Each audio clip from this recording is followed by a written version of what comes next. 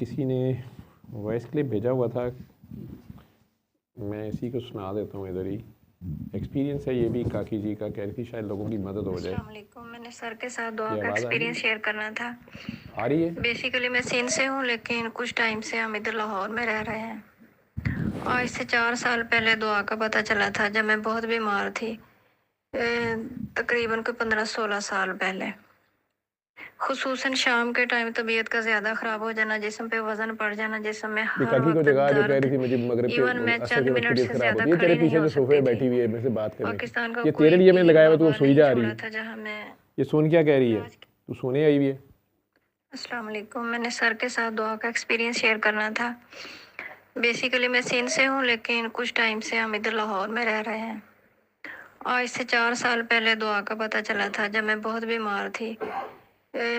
तकरीबन कोई 15-16 साल पहले, 15-16 साल से बीमार खुसूसन थे? शाम के टाइम तबीयत का ज़्यादा ख़राब हो कहीं जाना, कहीं शाम जिस्म को पे तबीयत वज़न खराब बढ़ होती थी। जाना, जिस्म में हर वक्त दर्द। इवन मैं चंद मिनट से ज़्यादा खड़ी नहीं हो सकती थी। पाकिस्तान का कोई पीर बाबा नहीं छोड़ा था जहाँ मैं इलाज के लिए नहीं गई थी। शुरू शुरू में काफ़ी दफ़ा बिल्कुल ठीक भी हो गई, लेकिन कुछ टाइम गुजरता फिर वैसे तबीयत ख़राब होना शुरू हो जाती थी। घर में दरवाजे खिड़कियों का बजना, मुख्तलिफ किस्म की आवाज़ें आना, खौफ व हरास, मतलब अजीब किस्म की सिचुएशन थी। जो भी मेरे साथ हो रहा था बयान से बाहर था। ये वही लोग जान सकते हैं जिनके साथ ये मामला हो रहे हों। जहाँ भी इलाज के लिए जाते थे, मेरा पहला सवाल ये होता था कि मेरे घर से जो आवाज़ें आती हैं वो ख़त्म हो जाएंगी, क्योंकि इतना बच्चे भी डरते थे और मेरे लिए भी बड़ी ट्रबल थी। वो लोग तावीज़ वगैरह देते थे पीने के लिए, गले में डालने के लिए, घर के अंदर लगाने के लिए।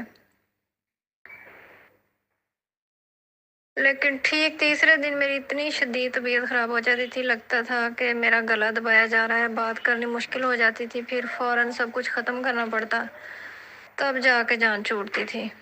पढ़ाइयाँ वजीफ़े इतने ज़्यादा बताते थे कि हद से ज़्यादा, और जैसे ही पढ़ना शुरू करती थी तबीयत और ज़्यादा ख़राब होना शुरू हो जाती थी। रो रो के खुदा से दुआएं मांगती थी कि मुझे कोई दर नज़र नहीं आता जिसे मैं खटखटाऊं, जहाँ से मुझे शिफा मिले। बस एक ही दुआ थी कि अब घर बैठे मुझे आराम दे दे, मैं बहुत थक गई हूँ। तफसील आंखें खोल दो। तब मेरे खुदा ने मेरी तरफ इस दुआ का मैसेज भेजा। अब मुझे ये नहीं पता था कि सूरह रहमान के साथ पढ़ाइयाँ भी बंद करनी थी। जब मैं फर्स्ट टाइम सर के पास गई, वहाँ मेरे साथ बेटे भी थे। वो बताते, मामा वहाँ इतना हैवी टेबल पड़ा हुआ था जिसको आपने धकेलना शुरू कर दिया, जो चीज़ें ऊपर पड़ी थी वो उनको गिरा दिया, तोड़ दिया। मैं पढ़ाइयाँ भी साथ साथ कर रही थी। सर को बताया कि तबीयत नहीं सही हो रही, तो उन्होंने कहा कि आप वजीफे कौन है? बंद कर रहे हैं। फिर दूसरी मरतबा भी तबीयत ख़राब हुई, तब कॉल की, तब सर ने बताया कि आप माफ़ नहीं कर रहे। तब भी ऐसा ही था, एग्जैक्ट जो सिचुएशन होती थी वही सर बताते थे कि इस वजह से ये हो रहा है। बीच में एक दफ़ा मैंने दुआ छोड़कर फिर वही वजीफ़े करने शुरू कर दिए कि तबीयत तो इतनी बेहतर नहीं हो रही, तो दुआ छोड़ देती हूँ।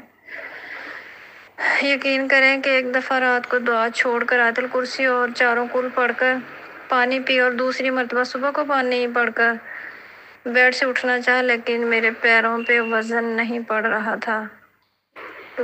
दर्द दर्द शुरू हो गया, बिल्कुल बेजान निचले धड़ से लग रहा था जैसे जान निकल गई हो। इतनी तकलीफ के लग रहा था जैसे अभी जान निकल जाएगी। फिर उसी वक्त मुझे याद आया कि मैंने तो दुआ करना छोड़ दी है।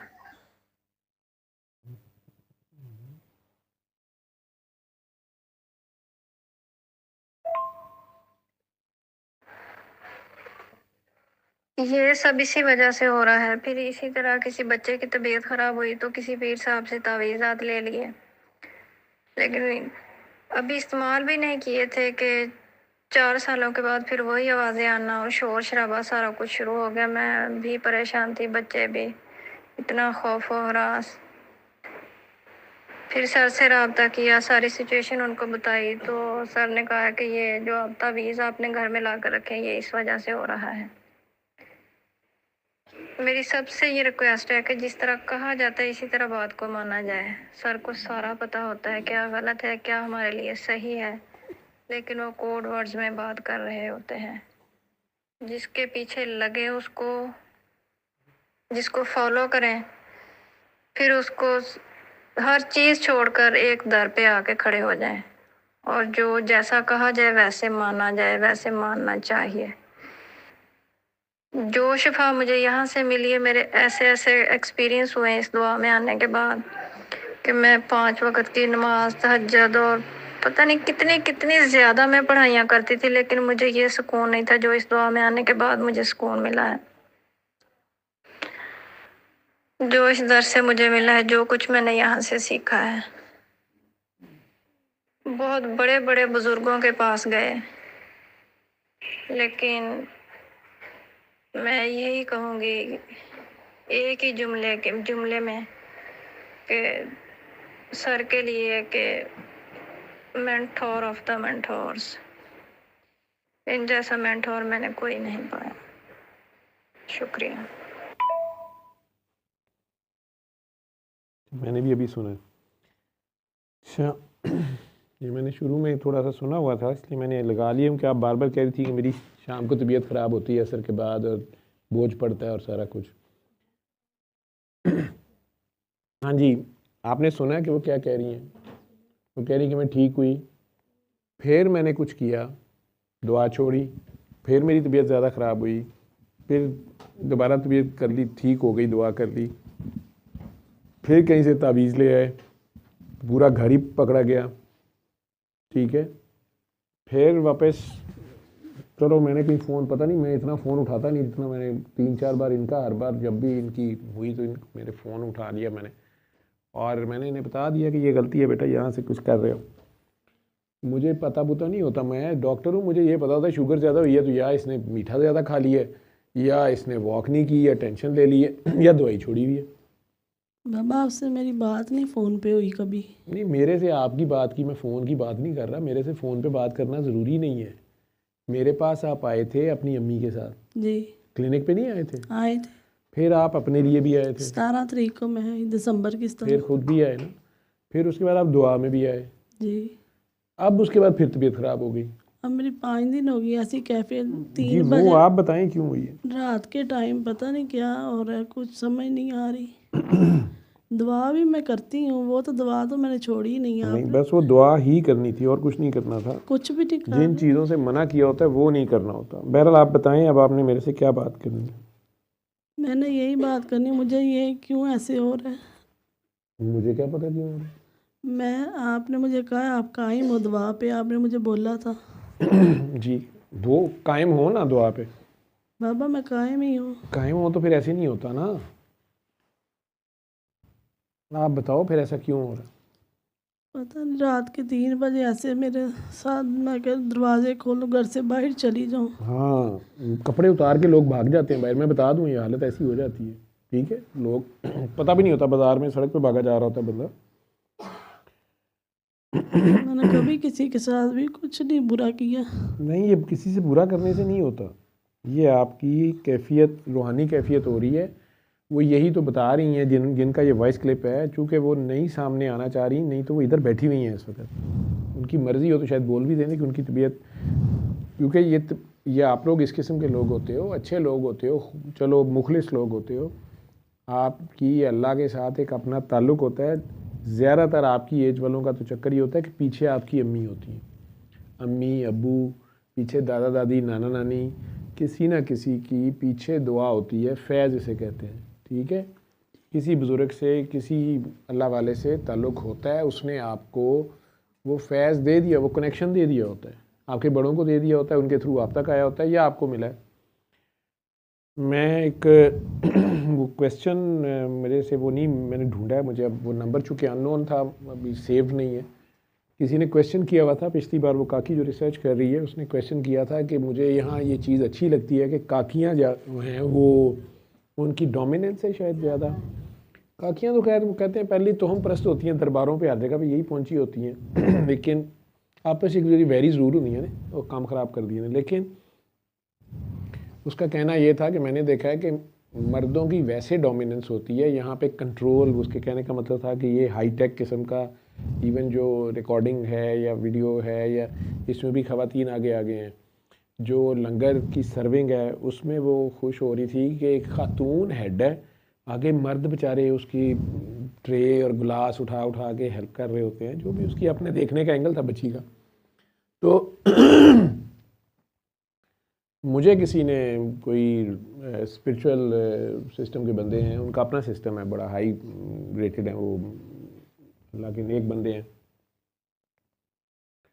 उनकी तरफ से किसी ने क्वेश्चन किया हुआ था कि वहाँ पे डिस्कस हुई ये बात, और उन्होंने तो कोई कमेंट दिया, लेकिन वो साहब जो हैं उन्होंने मुझे ये भेजा हुआ था सवाल कि उन्होंने तो ये कहा, मैं उनका नाम नहीं लेना चाहता, बड़ी हस्तियाँ, उनसे मेरी बात होगी कभी, तुम्हें पूछेंगे तो बता दूंगा या वो समझ जाएंगे।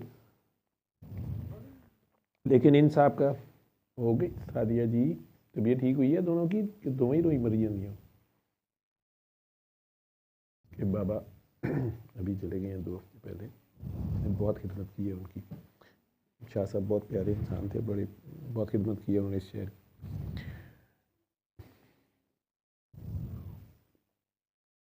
तो उनका क्वेश्चन ये था कि डॉक्टर साहब आपको भी पता है कि ख़वातीन का रूहानियत में इतना ये आगे नहीं चलती। मैं वर्ड्स होते तो मैं एग्जैक्ट बोल देता, मैं ज़रा केयरफुल होकर बोल रहा हूँ, मैं नहीं चाहता किसी का दिल ख़राब भी हो, और उन्होंने जो नहीं कहा वो मेरे मुंह से निकला है, वो निकल आता तो मैं बोल देता। बहरहाल उनको एतराज़ था, उनका कहना था कि आप ईमानदारी से बताएं, मैं आप क्रिटिसाइज़ नहीं कर रहा। शाह साहब ने कहा कि उन्होंने पूछो कि किन्नियां काकियां ने तैयार जड़ियां कलियां मर्दां तरह खलो के फलां लैवल की ड्यूटी दे सकदियां ने, जिन्हां ते एतबार कर सकता है, या अज चले जाए तो कवे कि चलो बैठी हो करदा पिया काम करने वाले। और उसमें मुख्तलिफ काम होते हैं, हर बात की हर एक को समझ नहीं, जैसे तुम्हारी जो हालत है।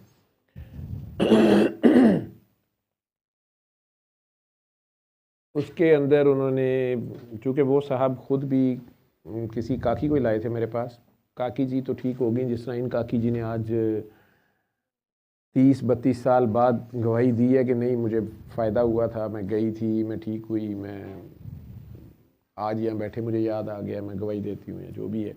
खुद माशाल्लाह टीचर हैं, आर्मी ऑफिसर की बेगम है, मतलब इस मुल्क के हुक्मरान है, नाम ही दसन दे किसी की असी की बिगाड़ लांगे, असी कह दें कि नहीं असी नहीं ठीक होए, हमें यह ड्रामा एक है, तो कह सकते हैं। इनको तो हम कह भी नहीं सकते कि नहीं, क्योंकि भाई रिटायर्ड आर्मी भी जड़ी है, मतलब आर्मी तो आर्मी हमारे लिए तो सेक्रेड इंस्टीट्यूशन है। तो उन्होंने गवाही दे दी। उन्हें इस बात पे थोड़ा सा दुख था, उन्होंने मुझे उस काकी का मेंशन किया कि देखें मैं उसको लाया और उसने मुझे भी शर्मिंदा कराया, मैं आपसे भी शर्मिंदा हूँ, मैंने आना छोड़ा, मुझे शाह साहब ना पकड़ते तो मैं तो पागल हो जाता कि ये क्या हुआ है। और मैं आपसे भी कहूँगा कि काकियाँ, उन्होंने आखिरी सेंटेंस कुछ इस किस्म का कि बराए मेहरबानी काकियाँ पीछे करो, ठीक है बाबा जी कहते सन, बाबा जी प्यार करते थे, लेकिन आप जो सिस्टम जिस जगह पे आ गए हैं, अब आप बूढ़े हो रहे हैं, तो अब आप काके आगे लाएं, और जो एक काम का काका 1-2 है अगर ट्रेन करना है उसको करे, तो जान छुड़ाओ। उनकी बात ये थी, काकियाँ जो कुछ नहीं निकलना। तो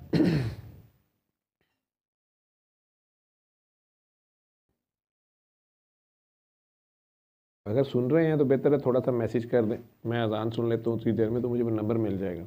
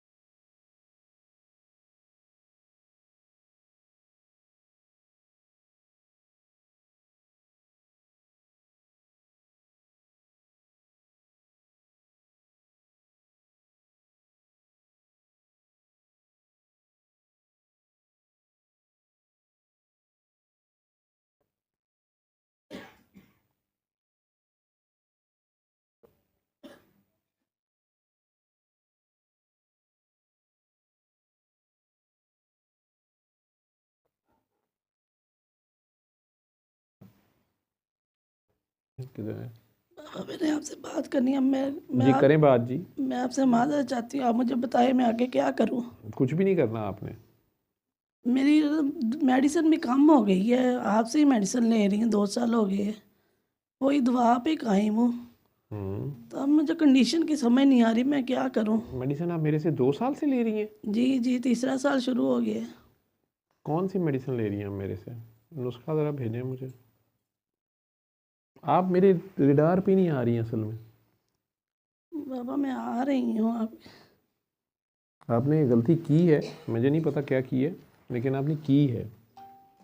अब आप मान नहीं रही हैं, मैं सबके सामने बोलना भी नहीं चाह रहा, क्योंकि जो मसला आपका है बेटा, मैंने पहली बार भी कहा था, जब पहली बार ये बात शुरू करता हूँ तो मैं कहता होता हूँ ये सर पे कफन बांध के करना पड़ता है। मैंने तो इसके बदले में 1 रुपया नहीं तुम लोगों से लेना, ना कुछ करना, लेकिन जो मैं कहूँगा उस पर खड़े रहना और इससे हटना ना। तो ये आप ही जो बात कर रही थी, इसी तरह की कैफियत मुझे भी होती है। जो जो ये बोल रही थी ना आप ही, जी जिनसे आप बात अभी कर रही थी, जी जी,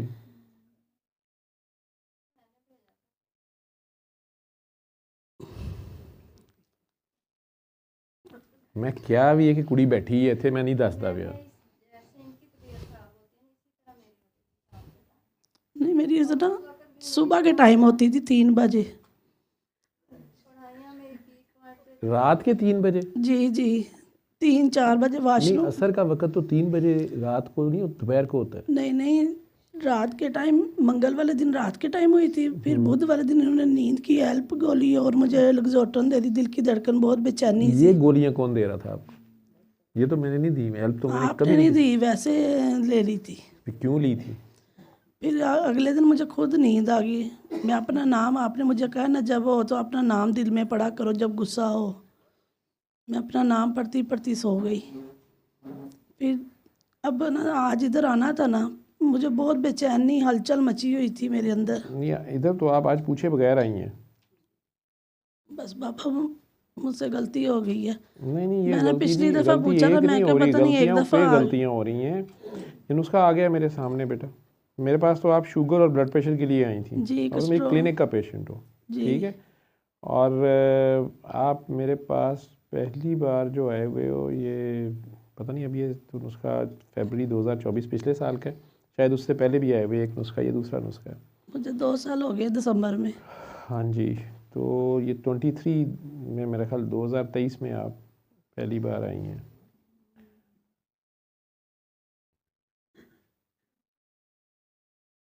ये कैफियत आपको पहले तो नहीं थी?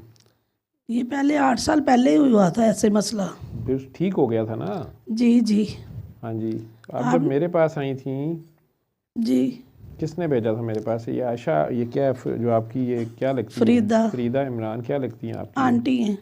आंटी दे पुत्र सड़क ਨੂੰ ਜਾਂਦੇ ਨੂੰ ਵੀ ਕਹਿ ਦੀਦਾ ਹੁੰਦਾ ਨਾ। अम्मी खाला है, छोटी खाला, ਉਹਨੇ ਕੀ अम्मी की ਮਾਡਰਨ बहन, ਬਹੁ ਨਾ, ਸਕੀ ਖਾਲਾ तेरी, सकी खाला। ये गल करना।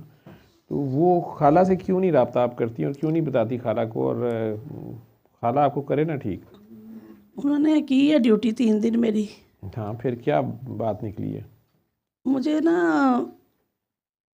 अभी इधर मैंने सीधा बुर्दा शरीफ सुना, मुझे बहुत सुकून मिला है। उन्होंने भी की थी, वैसे मुझे नहीं पता था भी एक दफ़ा जिसने दुआ सूरह रहमान का बताया वही सारा उस्ताद होता है हमारा। पर नहीं मुझसे नहीं, ऐसी तुम लोग बातों को कंफ्यूज करी जाते हो।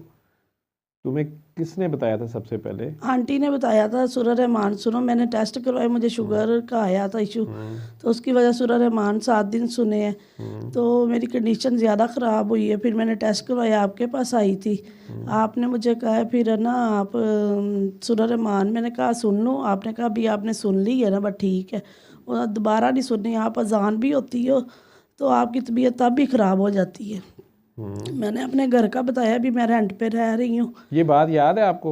जी 2 साल पहले मैंने क्या कहा था? जी जी, भी अगर आप रेंट पे रह रही, जिधर भी बैठी रहे, उस घर का अगर आपका मियाँ सोचता है वो चला जाए उधर, बस। किधर किधर चला जाए? जिधर मेरा भी ससुराल का घर है, उधर भी मेरे साथ यही कंडीशन होती थी, तो आपने मुझे कहा था वो चला जाए, तुम्हारी तबीयत को नहीं वो देख रहे। मैंने अब इधर रेंट पे रह रही हूँ, कभी कोई आए दिन कोई मसला होता है, कभी कोई मसला हो जाता है, रेंट पे रहे, वो अपना तो नहीं। मैं कहा चलो अम्मी के पास मेरा प्लाट उधर लिया हुआ है पाकपतन, अगर मैं उधर बना लूँ अपना जाके। मेरे पास आपका ना इसके ऊपर पहला नुस्खा नहीं है, आपने दूसरा मुझे भेजा हुआ है। पहले पे मैंने ये जो दुआ के हवाले से चीज़ है ना, उसका मैंने साइड पे अपने लिए कोड वर्ड्स लिखे होते हैं, आपने वो भी वो मैं काट दिए आपको हुए घर जाके हैं। सेंड आपने कर ये दूँ। दूसरे को भी ज़्यादा काटा हुआ है। पता नहीं। और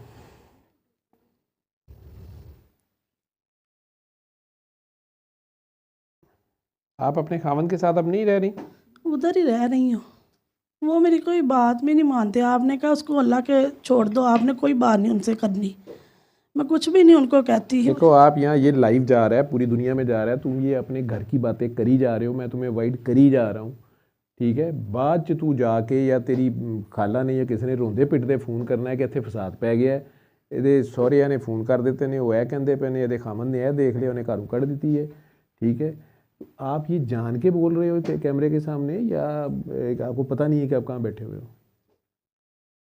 मुझे पता होता है कि आप लोग अपनी होश में नहीं हैं, आपकी अपनी है एक दुनिया है, और उसमें आपने यहाँ कुछ भी बोल देना है। बाद में आपने मेरे मेरे से पिटना है कि ये हो गया है, वो हो गया है, बात तलाकों तक चले जाती है। या तो आप लोग अपनी लड़ाइयाँ ठीक कर लें, या अपने घर के हालात ठीक कर लें। मैं जो क्लिनिक पे मेरा पेशेंट आता है वो शुगर ब्लड प्रेशर के लिए, जैसे आप आए हुए हो, साथ आपका ये मसला था।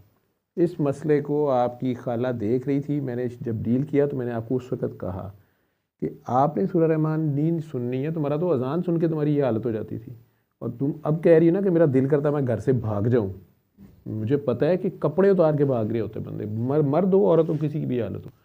तो वो बोल रही है ना, वो टाइम तुम्हें रात के 3 बजे होता है, ये दिन के 3 बजे होता है, ठीक है। उसको छोड़ो, पर कितने बजे होता है मैं नहीं उसमें जाना अभी।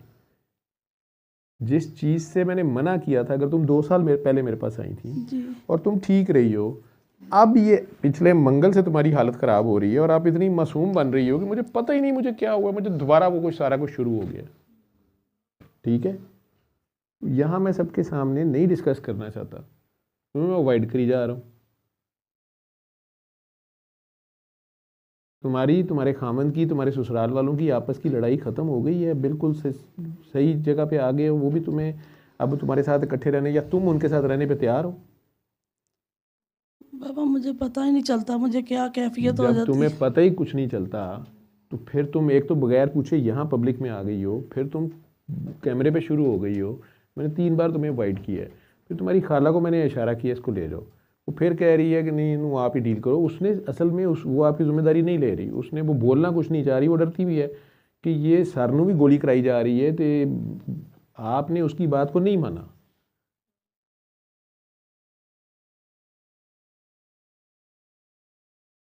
खामन में भी खराबियाँ हैं, घर वालों में भी खराबियाँ हैं, ससुराल वालों में भी खराबियाँ हैं, एक आप ही ठीक हैं। तो चलो, जहाँ आपको नई तबीयत ख़राब होती थी, आप वहाँ रह रही थी ना अपनी मर्ज़ी की जगह पे, ठीक है। आपका अपना प्लॉट है अम्मी के घर के पास पाकपतन, उत्थे जाके तू घर बना ले, उत्थे नहीं तबीयत ख़राब होंगी।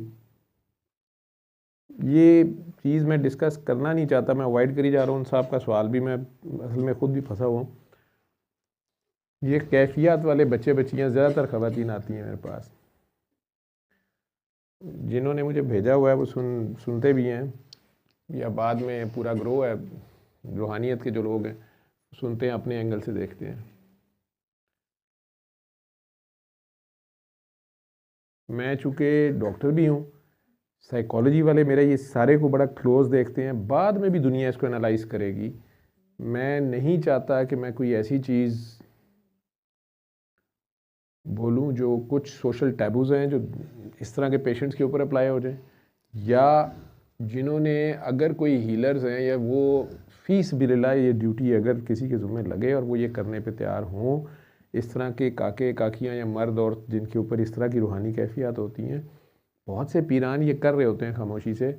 और नहीं तो फिर वो वही कहानी होती है, जिन है, भूत है, जादू है, तवीज़ है, बकरा ले आओ, मੱਝ ले आओ, पीर साहब ਦੇ ਕੋਲ ਕੁੜੀ ਇੱਥੇ ਛੱਡ ਜਾਓ या मुंडा ਇੱਥੇ ਛੱਡ ਜਾਓ, 3 दिन या 10 दिन या ਇੱਥੇ ही खिदमत करेगा, सईदा की खिदमत करेगा, ਇੱਥੇ ਛੱਡ जाओ। तो ये कहानी है फिर, ठीक है, ਇਹਦਾ ਵਿਆਹ ਨਾ ਕਰੋ, ਇਹਨੂੰ ਬਸ ਇੱਥੇ ਛੱਡ ਜਾਓ ਸਾਡੇ ਕਿੱਲੇ ਤੇ ਸਾਡੇ ਜਾਂ ਜਿਹਨੂੰ ਅਸੀਂ ਕਹਿੰਦੇ ਹਾਂ ਉੱਥੇ ਵਿਆਹ ਕਰੋ ਇਹਦਾ। ठीक है, ये ऑलरेडी ये सारा कुछ बहुत ज़्यादा इसमें ख़राबी भी हो रही है, और जो नेक नीयती से करना भी चाहते हैं वो जैसे कहते हैं तलवार की धार पे खड़े होकर करने वाली ये ड्यूटी है, सर पे कफन बांध के करने की ड्यूटी है। शरीयत में तो जब तक आप वो अमल कर ना लें, वो फेल अंजाम दे ना लें, आपको सज़ा नहीं है, अल्लाह के यहाँ नहीं है। दुनिया बदनाम कुछ भी सोचते रहिए, लेकिन इस खेल में, इस ड्यूटी में सोच भी आ जाए लम्हे की तो पकड़ बड़ी शदीद है। हम लोग जब तुम लोगों को ये मैं मुझे तो इतना पता है ना कि बाबा जी मेरे साथ जो भी मेरा मैं क्या कहूँ उन्हें, मेहरबान जो भी कहूँ, वो तो प्यार से मुझे बता गए काका बाबा ये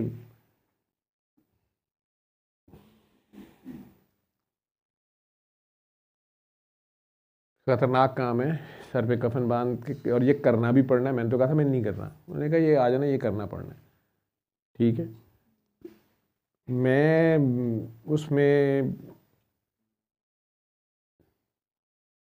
20 साल मैंने चुप करके काम किया। अब मैं सख्त हो गया हूँ, क्योंकि मुझे उन्होंने, एक हद तक होती है बात, एक हद से आगे नहीं होती है। ये जिनके नाम ले रही हैं, इरफान साहब का नाम ले रही हैं, सलमान साहब का नाम ले रही हैं, या शाकिर उज़ैर साहब का, ये जितने लोग ये काम कर रहे हैं, उनके काके काकियों को, शाकिर साहब की महफिल देख लिया करो, लगाओ कोई उनका चैनल निकाल लो, जितने लोग बैठे होते हैं वो उनके चेहरे की तरफ किसी की जुर्रत होती है कि उनसे ऐसे बात कर रहा हो, ऐसे सर फेंक के बैठे होते, चाहे वो कितनी उम्र के हों, बड़े हों, छोटे हों। ठीक है, सलमान साहब तो सामने आते ही नहीं है, वो जैसा भी जो कोई भी अपना काम करे, वो सारे माशाल्लाह ये सारे सीनियर लोग हैं, मेरे से बड़े लोग हैं। मैं तो एक डॉक्टर, और ना मुझे रूहानियत का पता, ना मुझे किस चीज़ का पता, मैं एक डॉक्टरी कर रहा हूँ, उसमें डॉक्टरी की वजह से शायद ये पेशेंट ज़्यादा है। वो तुम्हारे सामने वो 3 बच्चों की माँ है, बेटी की भी माँ है, वो बैठी हुई है, मेरा तो नहीं ख्याल था बोलेगी, वो फिर भी बोल पड़ी है बाबा वो मेरा, मुझे नहीं पता, शायद वो कहना चाह रही है, उसको माइक दो।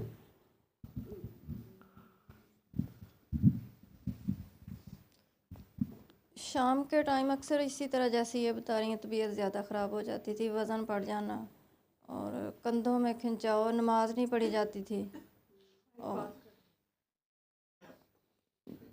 बाबा जिनके पास भी जाते थे वो कहते थे आप पढ़ाइयाँ करें, वजीफ़े करें, सूरह कौसर पढ़ें, 313 मरतबा, इस तरह जो जो भी बताते थे।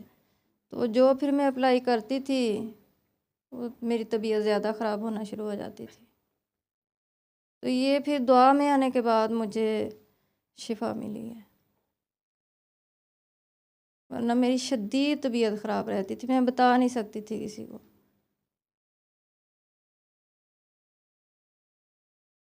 फिर जैसे जैसे सर ने बताया मैंने इनको फॉलो किया, मैं गलतियां करती थी, लेकिन फिर बाद में आहिस्ता आहिस्ता मुझे सारी समझ आई है। वो मेरा टेबल जो है ना, वो इस सोफ़े से ज़्यादा, इतने इस सोफ़े की साइज़ के तकरीबन होगा, थोड़ा सा ही छोटा होगा। ये बड़ा सोफ़ा जो है बहुत हैवी है। आज ये मान नहीं ना खुद ही कि मेरे बेटे ने मुझे कहा कि मामा आपने पकड़ के टेबल ही उल्टा दिया था। ठीक है, मैं पकड़ा उसको, पूरा उसकी हर चीज़ नीचे गिर गई, तोड़ दी उन्होंने, और सिर्फ एक झटके में इन्होंने किया। इनमें वो ताकत कहाँ से आ गई, ये पूरी अबाए में थी, पूरा ये वाला अबाया था इनका। ठीक है, और 2 सेकंड में इनकी हालत ये थी कि ये हर चीज़ फाड़ फूड़ के तो बाहर निकल रही थी। तो बच्चे बेचारे दोनों, एक बड़ा भाई भी था, मैं ज़्यादा दाढ़ी थी उसकी, वो परेशान, ना उसे समझ आए, ना ये पकड़ी जाए ना कुछ। मैंने कहा तुम लोग परे हो जाओ, बाहर चले जाओ। इनकी मेहरबानी है कि वो बेटे थे, लेकिन वो बाहर चले गए, पता नहीं मेरे पे एतबार की पहली बार में, लेकिन वो पता नहीं कितने सालों से भुगत रहे थे, कहाँ कहाँ जा रहे थे। ठीक है, अल्लाह का करम है। ये तो आज से बात 2 साल से भी ज़्यादा हो गए हैं। कितनी देर हो गई है आपको पहली बार जब आप आए थे? 4 साल पहले आई थी। 4 साल हो गए हैं। तो आपको भी 2 साल हो गए हैं, आपको दोबारा जो हुआ है, ठीक है, वो बेटा जी आपने फिर दोबारा से खुद कुछ पढ़ा है, या किसी से दम कराया है, या किया है, या मियाँ साहब की खातिर दुआएं की हैं अल्लाह ताला से अपनी जो भी है ना, या वो पाकपतन जानदा फिर दौरा पे सुनो। ठीक है, होता क्यों है ये? और लड़कियों में ज़्यादा होता है, लड़कों में कम होता है, होता क्यों है? मैं टोटल गलत हो सकता हूँ। मेरे मुशाहिदे में जितने केसेस आए हैं, जितने, एक तो सादात में कुछ बच्चे ज़्यादा, उनमें ये कैफियत ये ज़्यादा होती है, नान सादात में भी है। मैं इस पे अभी आज इस वक्त मेरा दिल कर रहा है कि मैं ना बोलूँ, ठीक है, लेकिन बहुत ज़्यादा पढ़ाइयाँ तस्बीह से तो रजत, एक तो कहते हैं ना रजत तारी हो जाना, बहुत ज़्यादा तस्बीहात वज़ाइफ करने से भी कई बार ऐसी हालत और ऐसी कैफियत होती हैं कि इंसान को फिर उसकी समझ नहीं होती और बग़ैर गाइड के उसको समझ नहीं आ रही होती, या वो लड़ाइयाँ लड़ रहा होता है, सारों से लड़ी जा रहा होता है, या जैसे कह लें कि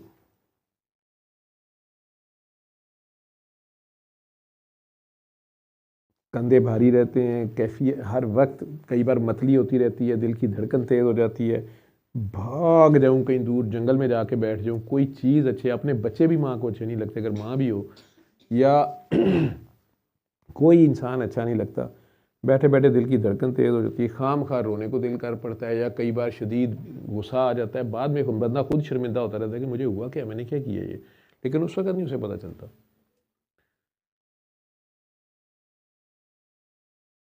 कई बार इतने फजूल दिल में ख्याल आते हैं कि बंदा खुद भी बाद में डरता है, सोचता है, अल्लाह से माफ़िया मांगता रहता है, इवन सरकारे दो आलम के बारे में नमाज के दौरान, वैसे कई कुछ, ये तो है ज़रा ज़्यादा तस्बीहात और वो सारी बातें करने वाले, उसमें से जब वो दुनिया मांग रहे होते हैं, अपनी ख्वाहिशें मांग रही होते हैं और वो नहीं हो रही होती, एक वो होता है। दूसरा चीज़ ये रूहानियत, अल्लाह वालों के करीब चले जाना,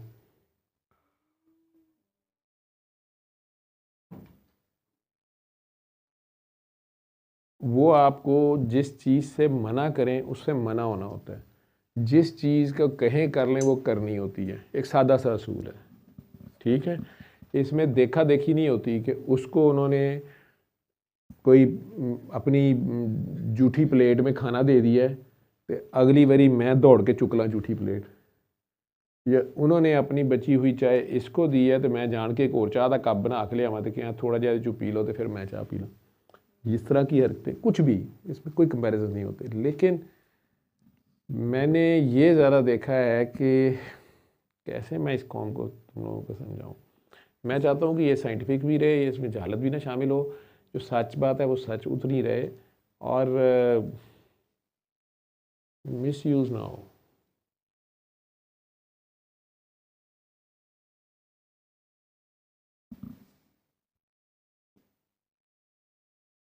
और आप में से जिनकी ये हालतें होती हैं वो अपने उत्ते हर बंदा अपने तरह अप्लाई करी जाए, या मजीद रोन पिटन ना बह जाए कि अच्छा फिर हूँ की करना, तो हूँ इंज नहीं होना, तो हूँ इंज नहीं होना, तो वैसे नहीं होना। आपके लिए अब सादा ही है बेटा कि अपना नाम पढ़ो, ठीक है, और सिर्फ सोते वक्त कसीदा बुर्दा शरीफ रोज़ एक बार सुन लेना 7 दिन, और कुछ नहीं करना आपने। उसमें ये फरमाइशें कोई नहीं अल्लाह से रखनी, मेरा घर उत्थे बन जाए, इत्थे बन जाए, मेरा बंदा ठीक हो जाए, तेरा बंदा बिल्कुल ठीक है, अपने आप को ठीक करो, ठीक है। और 3 बार अल्लाह पानी दुआ कर सकती हो तो ठीक है, फरीदा इमरान से जुड़ के रहो, ठीक है, या उसको मेरे ख्याल हसन ने दुआ कराई हुई है और आप भी हसन से मिले हुए हो, हसन ने आप लोगों को 2 साल डील किया हुआ है, मुझे पता है। आप उसे मिले साल हो गया ने गल दस छड़ी है, और की तो रोज़ थोड़े घर आके बह जाए अटक, तू बेचारा जो बात बता दी है आपने उसका किया क्या, फ़ायदा क्या किया, उसको उठाया क्या आपने? डॉक्टर साहब मैं आपसे माफ़ी मांगती हूँ। और मेरे से किस चीज़ की माफ़ी मांगनी, मेरा कौन सा, तुम लोग खुद एक काम हुआ, मेरी ये ड्यूटी मैंने कर दिया, ख़त्म हुआ, आप लोग दोबारा इसको खेल तमाशा बना के बैठ गए। नहीं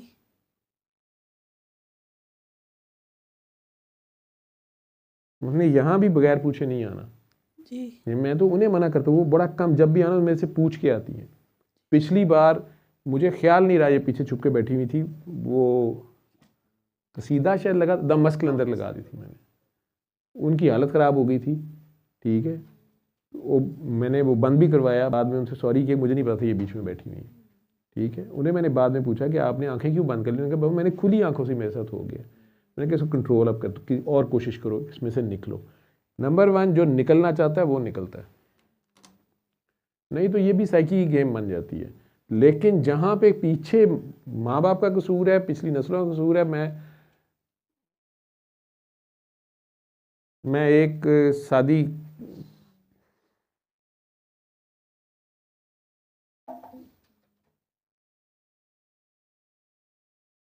एक नानी ने, ऐसे समझा देता हूँ, एक नानी ने, ज़्यादातर ये इस तरह भी होता है कि अल्लाह वालों के पास जाते हो, पहले तो ये याद रखो सारे, सूरह कहफ कुरान में है, उसमें हज़रत मूसा अलैहिस्सलाम और हज़रत खिज़र अलैहिस्सलाम का कुछ खाने, तारिक भूख लगी हुई है? नहीं, चाय चाय अब है सारा कुछ, as you wish, otherwise everything is there. अभी तकल्लुफ़ नहीं करना, this is your own home, your own place, you feel free, you can ask Asif is standing there. I'm just going to get something sweet. As you wish. So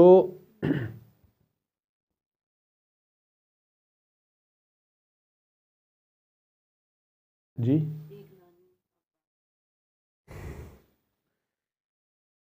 मूसा अलैहिस्सलाम पूरी किताब, असल में मुझे सिर्फ और सिर्फ मेरी बेगम याद आ रही, सोई हुई होंगी, वो मुझे कहती होती हैं आप इतनी कहानी बना के इन्हें बताते हैं अपनी तरफ से।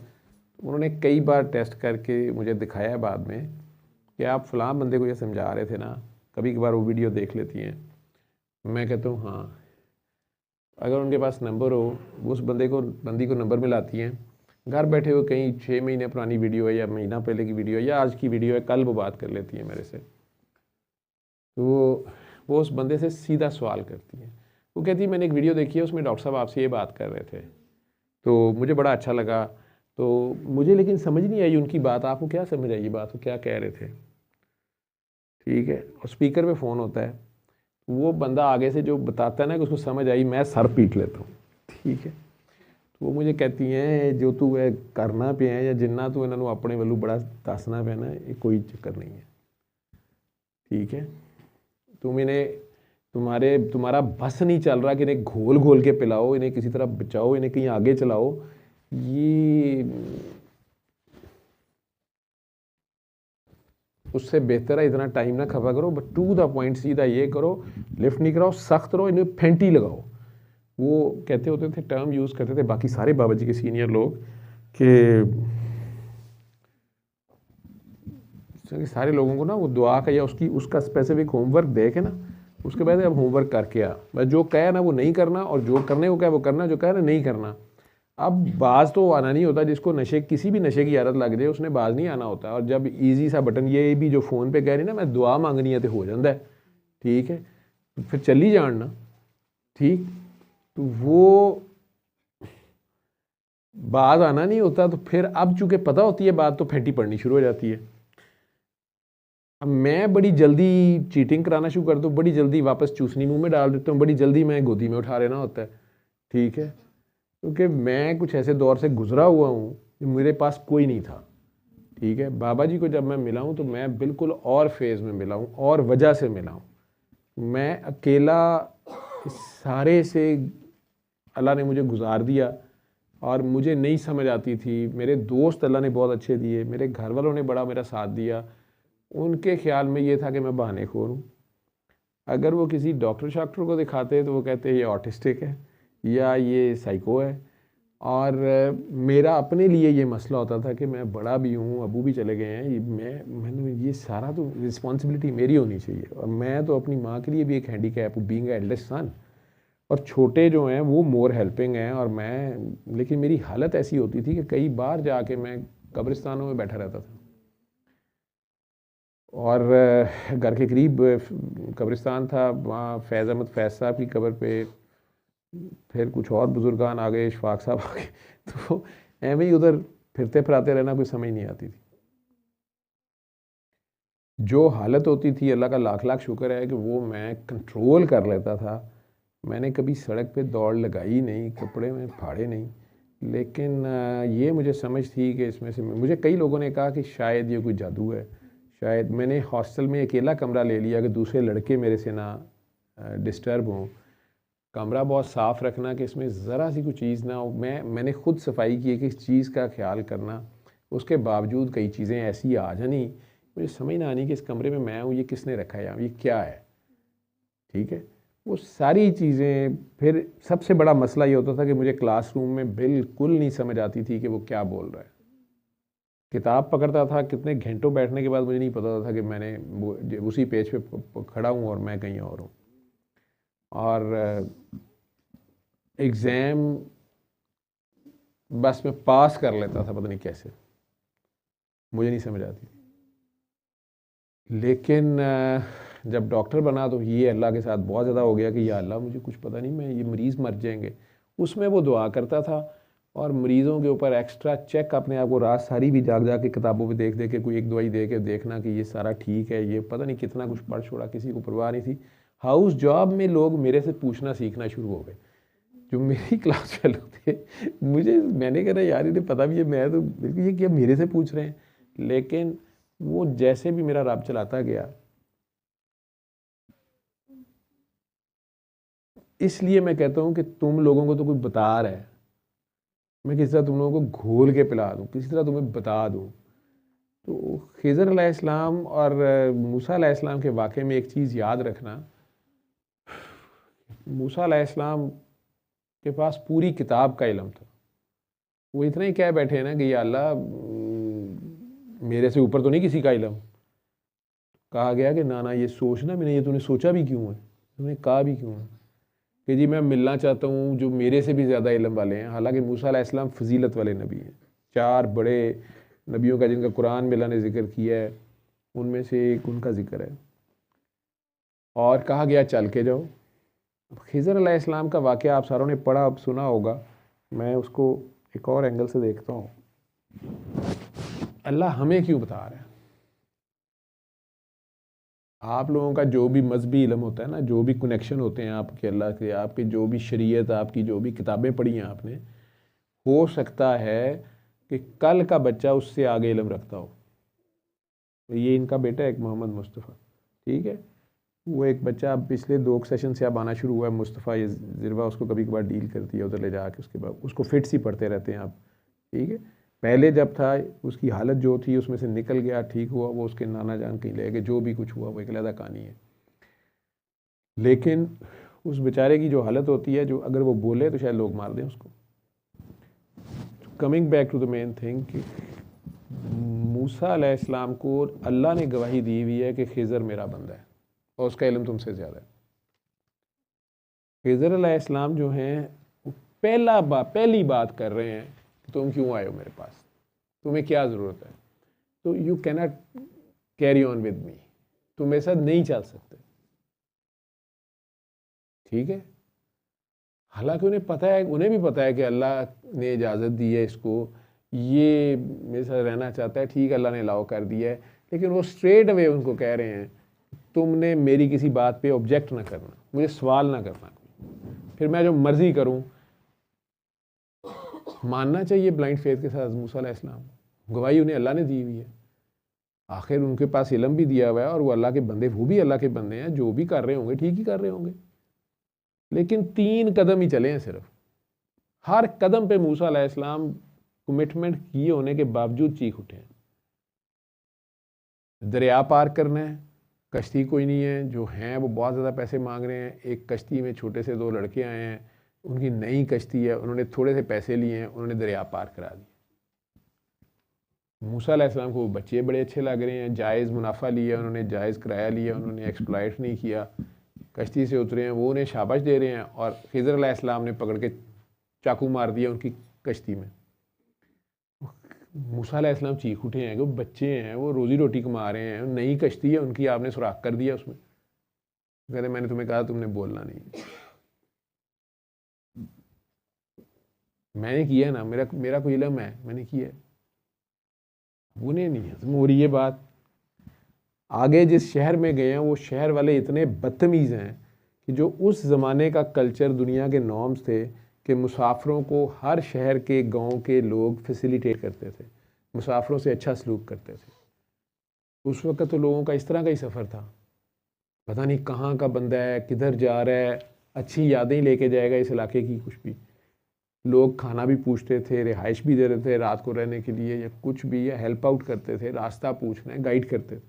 ना कोई रास्ता सीधा बता रहा है, ना कोई उनको वेलकम कर रहा है, उल्टा लोग तंग कर रहे हैं।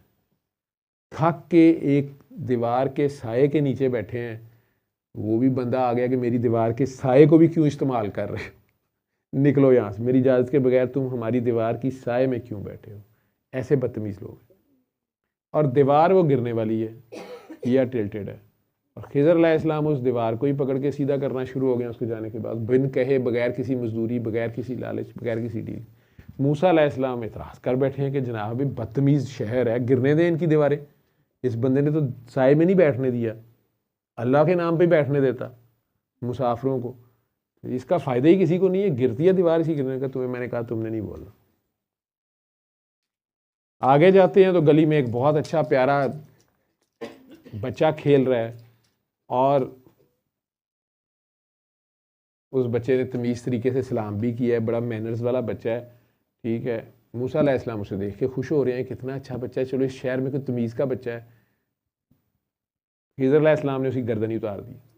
मूसा अलैहिस्सलाम चीख उठे, उन्होंने कहा बस मैंने इससे आगे जाना ही नहीं मैंने भी नहीं आपके साथ, जब मैनू माफ़ी दे दो, मेरी समझ से बाहर हो गया ये इल्म, लेकिन मुझे समझा दें ये क्या है। मैंने कहा चलो तुम्हारी खातिर समझा देता हूँ। वो बच्चों की कश्ती आगे एक बादशाह था, और जिधर वो जा रहे थे, वो जंग पे जा रहा है, वो लोगों की कश्तियाँ पकड़ रहा है, थोड़े से किराया दे के उनकी कश्तियाँ हायर कर रहा है। इनकी नई कश्ती थी, इनकी रोज़ी रोटी का यही वसीला, जंग में पता नहीं तबाह हो जाए, क्या हो जाए, वापस आए कब आए। मैंने उसमें सुराख कर दिया था, अब वो लोग इनकी कश्ती नहीं पकड़ेंगे कि ये तो ऑलरेडी डैमेज्ड है, ये लंबे सफ़र में तंग करेगी। उनकी कश्ती बच जाएगी, वो आराम से अपनी रोज़ी रोटी कमाएंगे, बल्कि उनके पास ग्राहक ज़्यादा होंगे, उन्हें रिवॉर्ड मिलेगा। अच्छा, वो जो दीवार जिस बंदे की गिर रही थी वो तो बदतमीज़ है, लेकिन उसका बच्चा बड़ा अच्छा है, और वो शायद अनकरीब मर जाना है उसने।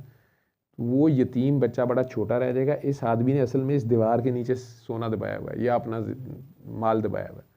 अगर अभी दीवार गिर जाती तो ये बंदा जो है, ये इसने तो मर जाना है, तो वो पैसा इसके मरते साथ गिर जाता, कोई लोग और ले जाते, बच्चे के काम ना आता।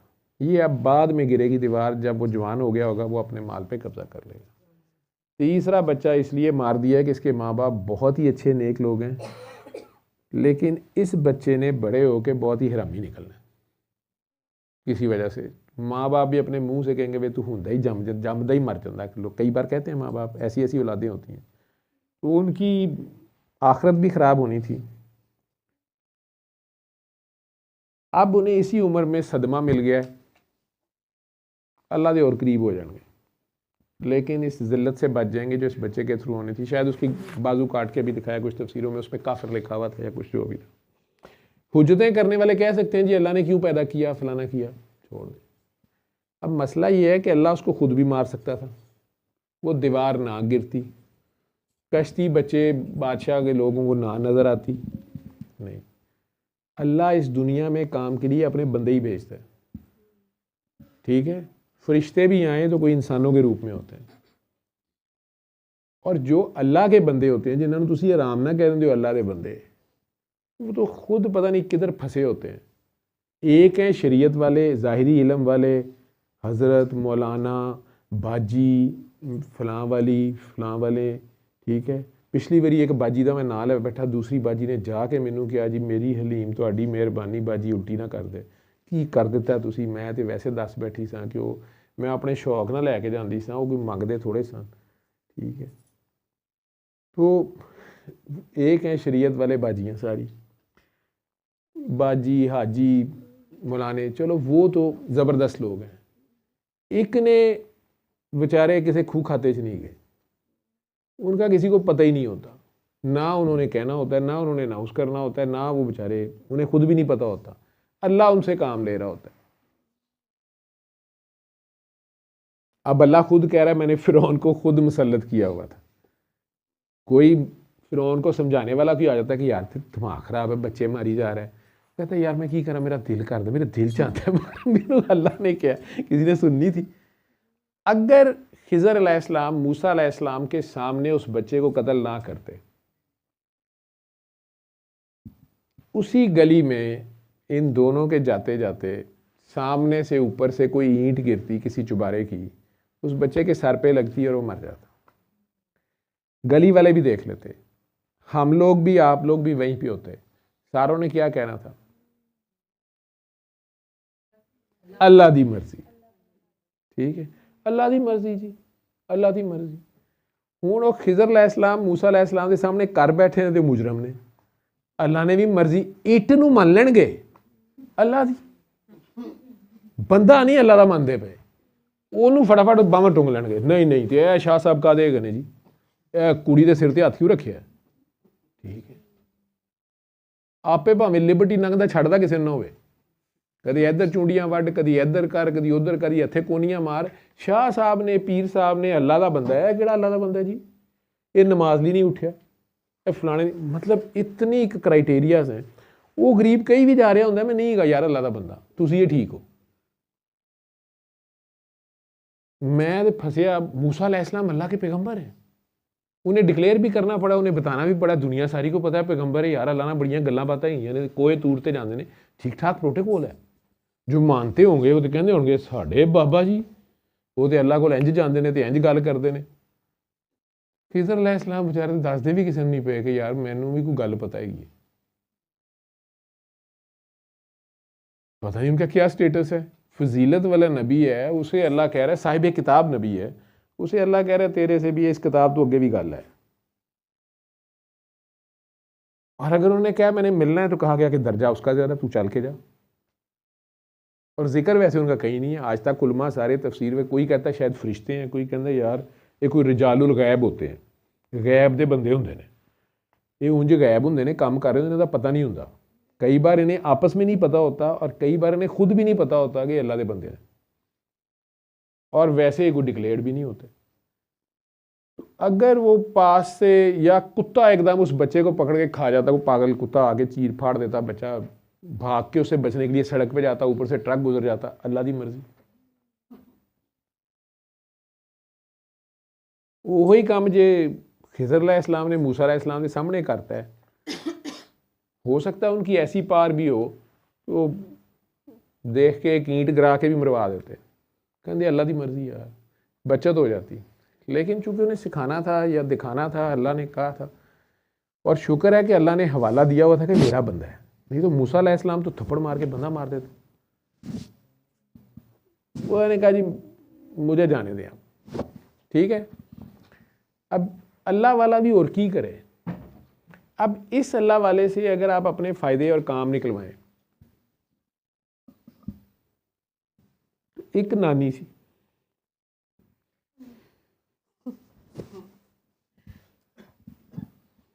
एक उसकी बहन थी, उस नानी की बहन आई मेरे पास आज से कुछ साल पहले, रोती पीटती। उसने कहा जी मैं इसको कैमोफ्लेज इसलिए करना चाहता हूँ कि किसी को पता ना चले, आइडेंटिटी का ना पता चले, लेकिन मैं सिखाना भी चाह रहा हूँ, बताना भी चाह रहा हूँ, और इसमें से कोई गलत फ़ायदा ना उठाया। बहरहाल उन खातून ने मुझे बताया कि उन्होंने बड़ी मेहनत की है, वो दुखी हैं, परदेस काटा उन्होंने, वहाँ पे जॉब्स की, और जॉब्स की, पैसे कमाए। जो उन्होंने मेरे से स्टार्टिंग का, उन्होंने कहा जी कि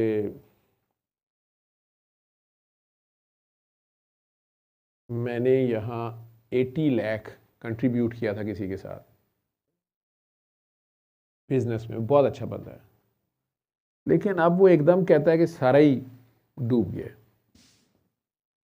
तो मैं तो बिल्कुल सड़क पे आ गई हूँ, और एक तो ये मसला है मेरा। दूसरा,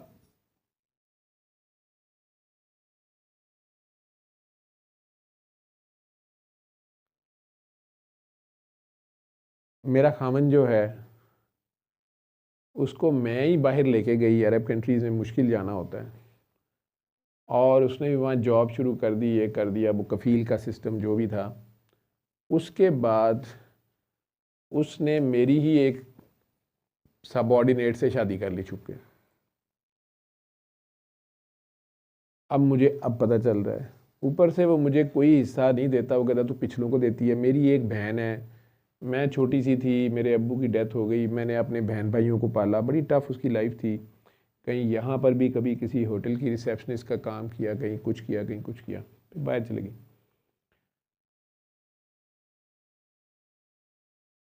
अब मेरी बेटियां जवान हैं, पहले खामन से डाइवोर्स हुई थी, ये जो दूसरा खामन है इसके साथ मैं सिंसियर थी, इसमें से मेरा बच्चा है वहाँ पे साथ, ये उसका मुझे अब पता चला है कि उसने कहीं और शादी कर ली है, जो मेरी ही जूनियर है, और मेरा ही बिजनेस आधा जो है वो उसके नाम लगवाता फिर रहा है, क्योंकि मैंने उसे पार्टनर बनाया हुआ। हाँ खमैर में है, जैसे कि उसको पकड़ के उसको लिख दिया। अभी मुझे बता नहीं रहा कोई इस तरह कोई चक्कर था। 8-9 साल पुरानी बात है। मैंने क्या कहना था, मैंने कहा जी आप सूरह रहमान सुने, दुआ करें, और अली हक मैंने उन्हें करा दिया। मेरा ख्याल है 1 हफ्ता या 2 हफ्ते गुजरे, दुआ सेशन में हम बैठे हुए थे, वो बड़ी एक्साइटमेंट में आई और उन्होंने आते साथ कहा जी कि एक उन्होंने पोटली सी उठाई भी, ये शॉपर भी ज़रा छोटा है लेकिन कपड़े की एक किस्म की, और बड़ी हंस के आके उन्होंने ऐसे टेबल पे सबके सामने ऐसे कुछ फेंका, वो 1000 के बंडल्स थे। मुझे कहती हैं जी ये फ़लाँ साहब हैं, ये मेरे बिज़नेस पार्टनर हैं, आपने मुझे कहा था कि अली अक पढ़ के इससे जाके बात करो। मैंने इससे जाके बात की है तो ये इन्होंने माफ़ियाँ मांगी हैं और मैंने इन्हें शायद दुआ करा दी, तो इन्हें बाबा जी नज़र आते हैं, ये परेशान हो गए हैं कि ये कौन है। मैंने वीडियो दिखाई है, आपका बताया, तो इस बंदे ने कहा कि मुझे आपके पास ले जाओ। ये आ गया, ये 25 लाख इसने मुझे वापस कर दिया 80 लाख में से, और ये कह रहा है कि मुझे पता नहीं 3 महीने वक्त दे दो या कुछ दे दो, मैं तुम्हें दे दूँगा। मैं ये इसलिए उठा लाई हूँ कि इसमें से आपने जितने आपने रखने हैं ना, बस ये रख लें। मैं क्या बीबी से उठाओ और निकलो, कि नहीं ये तो मैंने सुखा दिया तो पता नहीं की, सुखिया शुखिया मनता मुरादा ज़रा ध्यान ना करया करो। एक ये मैसेज बीच में मैं बता दूँ, और लफ्ज़ बड़े ध्यान से बोला करो, और आने वाले बच्चे के बारे में बड़े ध्यान से बात किया करो। विच सैयद बैठे ने, कम दे सैयद भी बैठे ने, ਜਿਹੜੇ ਚੰਮਦੇ ही नहीं ਕੰਮ ਦੇ भी ने, जिन्होंने काम भी किया तो अपने उत्ते सही है। ये जो अहद कर लेना ना, बातें वादे कर लेना इस तरह के, कई बार अल्लाह को कह देना, किसी अल्लाह वाले को कह देना मेरी नस्ल भी तुहाडी गुलाम होएगी, नस्ल नूं पूछते लो, ठीक है। बहरहाल मैंने उन्हें प्यार से कहा कि काकी जी आप दुआ करती रहें। अब वही होता है, एक मुक्की चुक्की तो दूसरी तैयार। अब उन्होंने रोते हुए कहा कि मेरा वो वहाँ जो खामंद है उसने भी मेरे से माफ़ी मांगी है, फ़ोन किया है, एडमिट कर लिया है, उसने शादी की है, ये किया है, वो किया है, ये ओपन हो गया है, ये बच्चा मेरा उसने ब्लैकमेलिंग में वहाँ रोका हुआ था, वो उसने भेज दिया है, और वो कह रहा है मैं महीने का इतना ख़र्चा दूंगा, बाकी तू ये कर वो कर, उसको अलहदा रखूँगा, फ़लाँ करूँ। मैं कह रही हूँ वो डाइवोर्स करे। मैं कहा बीबी मैं डाइवोर्स है वो उसका मुझे नहीं पता, और आप अपनी दुआ करें और चाहें। नहीं ये मेरी बाजी हैं, जिस तरह आप लोग, मैं आप देखते होंगे कि मैं बड़ी सख्ती से कहता हूँ कि नए बंदे को मेरे से पूछे बगैर क्यों लाए हो, या क्या कर रहे हो, या आगे से आप क्या कर रहे हो, देयर सर्टन रीजंस, ठीक है। ਐਂ कह जी है बाजी तो बहुत दुखी कहानी है मेरे नाल, चूँकि इन्हें भी मेरा बड़ा साथ दिता है, वड्डी है। अब उन्होंने कहानी शॉर्ट करके मैं बताने लगा हूँ कि उन्होंने कहा कि इनका जो दामाद है वो सैयद है, असल में उसने मुझे तड़ी लगाई हुई है, इनको भी लगाई हुई है, ये तो डरती हैं, ये तो पूरी बात मानती हैं, बाकी बह के सुन लै, ਇਹਦੇ 'ਚ ਕਹਾਣੀ ਕਿਤੇ ਤੁਹਾਡੀ ਵੀ ਆਣੀ ਹੈ, मतलब ਤੁਹਾਡੇ ਨਾਲ ਕੋਈ रिलेटेड गल है ना निकल आए। वैसे जो ठीक है, जो वॉशरूम जा रही है जा, तो उसने कहा जी ये बाजी जो हैं इनका जो दामाद है उसने मेरी दोनों जवान बेटियों को पता नहीं क्या कर दिया है, वो देखता है आंखों में, वो प्यार करता है, क्या करता है। वो अकेले कमरे में ले घुसा रहता है और वो कहता है ये कहीं नहीं जा सकती, लेके जा सकती तो ले जाओ। मेरी बेटियां मुझे सलाम भी नहीं करती। और जो बाजी की बड़ी बेटी है उससे तो उसकी शादी हुई भी है, लेकिन बाजी की छोटी बेटी की शादी हमने कहीं बाहर किया, उसे दौरे पड़ते हैं, लेकिन वो कहता है कि ये दौरे मेरे साथ अकेले कमरे में बंद होगी तो ख़त्म होगी, नहीं तो नहीं होगी। लेकिन असल में ये सारी उसकी मेरे साथ ज़िद है, क्योंकि उसने सबसे पहले जब बाजी ने अपने बेटी से उससे शादी की थी तो उसने मुझे एक दिन अलहदा कमरे में बुलाया था कि मैं तुम्हें रूहानियत देता हूँ। तो मैंने उसके साथ फड्डा डाल लिया, मैंने ऐसे बड़े देखे हुए हैं, तो मैं आज तक उसको नहीं मानती। उसके बाद ही उसने कहा कि अच्छा जेड़े खामन थे तेनू मान है। तो फिर मेरे खामन का पता चला कि उसने कहीं और शादी कर ली है। मेरी बेटियां जो हैं पता नहीं उसके पीछे। मैं एक शॉर्ट करके आपको कहानी सुना रहा हूँ। उसने कहा जी अगर मैं बेटियों को अपने घर ज़बरदस्ती रखती हूँ, मुझे बाहर भी जाना होता है, इधर रखती हूँ बाजी के घर, ये वो, उनकी हालत ऐसी हो जाती है, कपड़े फाड़ के बाहर जाने की करती हैं, उनमें से कुछ को खाने पीने की होश नहीं रहती, किसी को ये हो जाता है, किसी को वो हो जाता है। अब इस सारे में से मेरी सिर्फ आपसे एक रिक्वेस्ट है कि आप तो कहते हैं सैयद की इज़्ज़त करें। वो जो बाजी की दूसरी बेटी है उसके बच्चे हैं इतने इतने 3, उसके खामद को भी उसने सीधा कह दिया है, यानी वो सांडू हुए आपस में वैसे, तो उसने कह दिया है कि तेरे को तेनू मैनू मेरे नाल लियानी पैनी। पता नहीं देखो कि ये है वो है, तो मैं तो अपनी जान ते खेलन नूं तैयार हाँ, तो मैनू पता है, मुझे इशारा हो गया है कि आप इस काम को डील करेंगे। आप काइंडली उस बच्ची को देख लें, उसकी समझ ही नहीं आती, उसको कुछ हो जाता है, वो दूसरे शहर में है, वहाँ बैठे भी उसे कुछ हो जाता है, और वो कहती है कि ये मुझे नज़र आता है, ऐसी हालत में नज़र आता है, वैसी हालत में नज़र आता है। वो भी उसके सख्त खिलाफ है, लेकिन वो कहता है कि नहीं तुम्हें आना पड़ेगा। और ये इस हद तक हो गया कि उस आदमी की बीवी ने, यानी उस लड़की की सगी बहन ने ये तक कह दिया कि मैं डाइवोर्स ले लेती हूँ, तो आप शादी कर लें मेरी बहन से अगर इतना आपको पसंद। वो कहता है कि नहीं, मुझे तुम्हें डाइवोर्स देने की ज़रूरत कोई नहीं है, मैं खुद ही निकाह पढ़ा लेता हूँ, मुझे जायज़ है, इसके इलाज के लिए ज़रूरी है।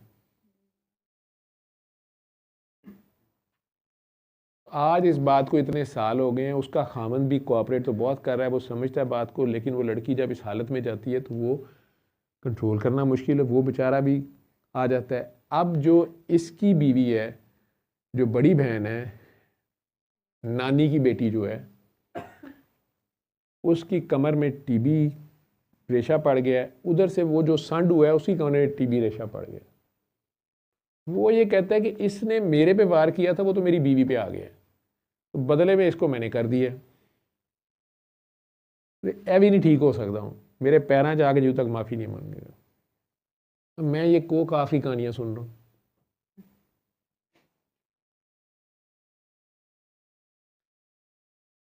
मैं क्या बीबी, मैं यही कह सकता हूँ कि वो जो पूरी फैमिली है, और वो इसी तरह पूछे बगैर वो क्लिनिक पे ले आई उनको।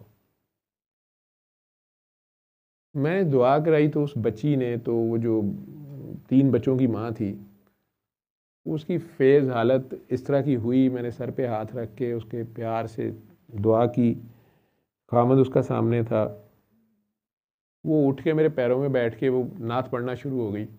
आज तक उसकी हालत ये है कि वो इधर भी आ जाएगी तो उसकी ज़िद होगी, मैंने इधर पाँव में बैठ के बस, मैंने पता नहीं वो क्या कहती है, मुझे कोई खुशबू आती है, क्या आता है मुझे नहीं पता, मैं अवॉइड करता हूँ।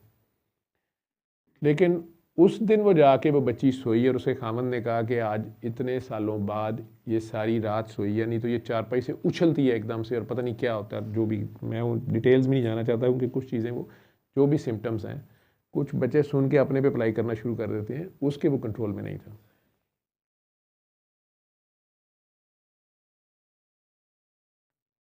अब मैं आप लोगों को ये कहना चाहता हूँ कि यहाँ तक तो मैंने डील किया। मैंने उस बच्ची को भी कहा, नानी को भी कहा। नानी मैं इसलिए कही जा रहा हूँ कि ये जो बच्ची थी, इसकी जो आगे से नस्ल थी, वो बच्चे इतने इतने थे, और वो माँ उनकी मेरे पैरों में बैठी है, वो अपने बाप के सामने खड़े हैं, उसकी बेटी छोटी है, वो इस तरह मुझे उन्होंने हग किया, मेरे ऊपर चढ़ गया, वो मुझे जानते ही नहीं है, और वो इस तरह चूज़ों की तरह मेरे ऊपर चढ़ के बैठ रहे हैं मेरे क्लिनिक पे कि मैं भी हैरान हो रहा हूँ ये हो क्या रहा है। छोटे छोटे बच्चे, 5 साल का, 6 साल का, 7 साल का, और उनका बाप कभी पागलों की तरह हंसना शुरू कर दे, कभी आंखों में उसके आंसू, और वो कहे कि मेरे बच्चे तो अपनी माँ को देख देख के और साइको हैं। तो ये इन्हें लगता है कि माँ को इतना सुकून आ गया, पता नहीं क्या हो गया। तो डॉक्टर साहब उसने मैंने कहा जी ਤੁਹਾਡੇ को कोई मुवक्किल नहीं? मैं कहा मेरे को कोई मुवक्किल नहीं, मेरे को तवक्कुल ही नहीं।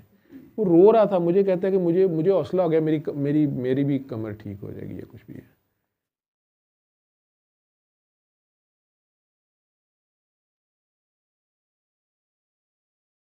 अब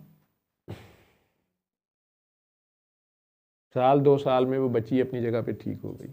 पहले नहीं तो उसने साथ ये किया हुआ था कि जी उसकी ससुराल वाले भी, उसके सास वाले भी उस पर जादू कराते हैं, उसकी सास कराती है ना, वो बेचारी ना उधर मिल रही थी ना इधर मिल रही थी। खामद उसका बेचारा बाहर, वो भी परेशान, लेकिन वो बेहतर हो गए हालात उनकी। इन्हीं खातून ने जो पहली बार आई थी, इन्होंने मेरे से ज़िद की कि मेरी बेटियां भी किसी तरह उस चंगुल से छुड़ाएं, लेकिन वो आने पे तैयार ही नहीं है।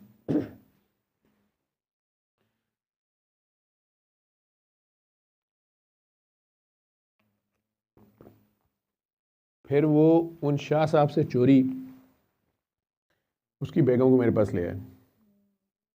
उसकी भी 2 साल से वो टीबी की दवाई खा रही थी, उसका रेशा नहीं बंद हो रहा था। डॉक्टर्स ने लोहे की जैकेट लगाई हुई थी और कहा था कि सर्जरी भी हम उस वक्त करेंगे जब ये टोटल क्लीन किसी तरह हो। कोई दवाई काम नहीं कर रही थी। उधर से उस बंदे के भी बेचारे की रेशा, उसका कोई पहले कोई ऑपरेशन यहाँ से छूटा हुआ था, वो पीछे से रेशा, डॉक्टर्स को समझ आया, डॉक्टर्स जानते हैं, वो यहाँ से फट गई उसकी जेल, वो पुराना स्कार, और वो लीक यहाँ से रेशा होना शुरू हो गया। अल्लाह ने उन दोनों को शिफा दे दी। लेकिन एक दिन फिर मैंने उन्हें बिठा के उस नानी को और उन लोगों का कि जब तुम लोग पहले दिन आए थे तो मैंने तुम लोगों से कुछ सवाल पूछे थे, आप लोग नहीं बता रहे थे, फिर मैंने आपको कहा था। आज अब मैं इसको एलेबोरेट कर देता हूँ कि आपने ये जो नानी है, इसके कोई पीर साहब हैं, अल्लाह वाले शाह साहब हैं, उनका इन शाह साहब से क्या ताल्लुक़ है? कहा जी बिल्कुल, वो तो जान थे, मेरे बाबा जी थे, मैंने उनकी बड़ी खिदमत की हुई है, उन्होंने मेरे से बड़ा प्यार किया हुआ है, लेकिन वो फौत हो गए। मैं क्या, हाँ जी। और तुम सारों में से उसको मज़ा आ रहा है और पूरी समझ रहा है, और मुझे लगा जहाँ जहाँ से मैं कैमोफ्लेज कर रहा हूँ ना, मुझे वहाँ से पारियाँ भेज रहे।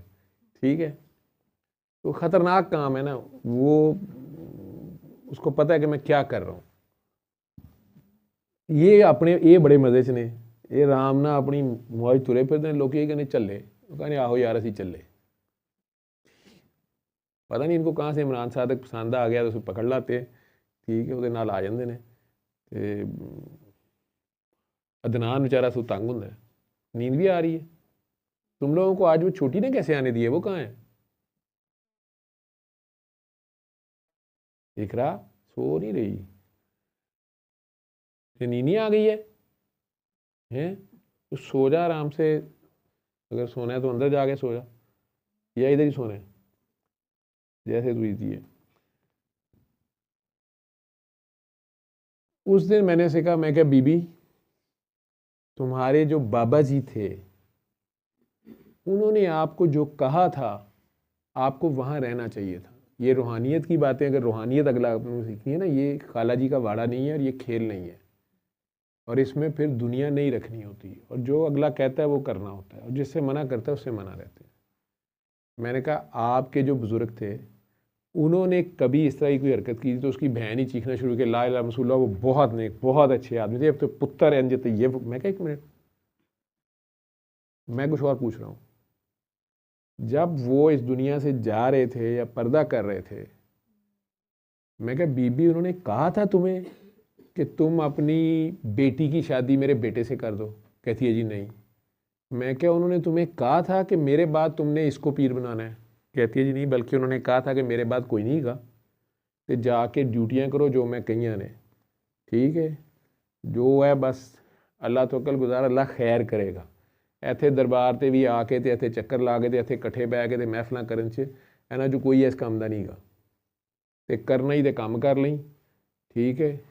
ਤੇ ਸਰਕਾਰ ਦੀ महफिल कर छड़ी, ਉਹਦੇ 'ਚ भी पैसे नहीं लेने, नाद दे भी पैसे नहीं लेने, कुछ बातें बताना शुरू हो गई उनकी कि बस इन्ना कर छड़ी, ये तो भुखिया रोटी खुआ छड़ी। अब उसे सब फर याद था। मैंने कहा उन्होंने ये कहा था, कहती जी कहा था। मैंने कहा आप ईमानदारी से बताओ कि क्या आपने उनके इस बेटे को, 2 बेटे थे, ये बड़ा बेटा था, अपने दरबार भी बनवाया, वहाँ का ये गद्दी नशीन बन गया, और इसको आपने अपनी बेटी का रिश्ता खुद ऑफ़र किया कि नहीं किया? और आपने कहा कि नहीं कहा कि मेरी नस्ल भी तुहाडे वाले? नहीं शाह जी, मैं तो क्या मेरे शाह जी का बच्चा है, तो शाह जी का बच्चा है तो मैं क्या कि मेरी नस्ल इन्हां दे वाले? मैं बिल्कुल लफ्ज़ बोले सन। मेरी नस्ल तुहाडी गुलाम फलानी ये वो। मैं कहा बीबी तेरी नीयत ये थी कि ए गद्दी जिहड़ी है ਇਹਦੇ ਤੇ ਮੇਰੀ ਧੀ ਨਾਲ ਹੋਏਗੀ, ਨਾਲ ਮੈਂ ਚੁਧਰਾਣੀ ਹੋਵਾਂਗੀ, ਇਹ ਪੂਰਾ ਸਿਲਸਿਲਾ ਜਿਹੜਾ ਹੈ ਨਹੀਂ ਲਾ ਲਾ ਇਹ ਨਹੀਂ ਮੇਰੀ ਨੀਅਤ ਨੇਕ ਸੀ। ਉਂਝ ਮੈਨੂੰ ਸੀ ਕਿ ਉਹ ਵਿਚਾਰੇ ਸ਼ਾਹ ਸਾਹਿਬ ਨੂੰ ਕੀ ਸਮਝੇ, ਅੱਬਾ ਜੀ ਤੇ ਉਹਨਾਂ ਦੇ ਬਹੁਤ ਸਮਝਦਾਰ ਸਨ। ਤੇ ਮੈਂ ਕਿਹਾ ਸ਼ਾਹ ਸਾਹਿਬ ਨੂੰ, ਮੈਂ ਕਿਹਾ ਉਹ ਸ਼ਾਹ ਸਾਹਿਬ ਨੂੰ ਆਪ ਨਹੀਂ ਸਨ ਦੇ ਸਕਦੇ ਕਿ ਮੇਰਾ ਮੁੰਡਾ ਤੇ ਇਹ ਗੱਦੀ ਤੇ ਬੈਠੇਗਾ ਤੇ ਇਹ ਕੰਮ ਕਰੇਗਾ। ਹਾਂਜੀ ਇਹ ਗੱਲ ਤੇ ਹੈ।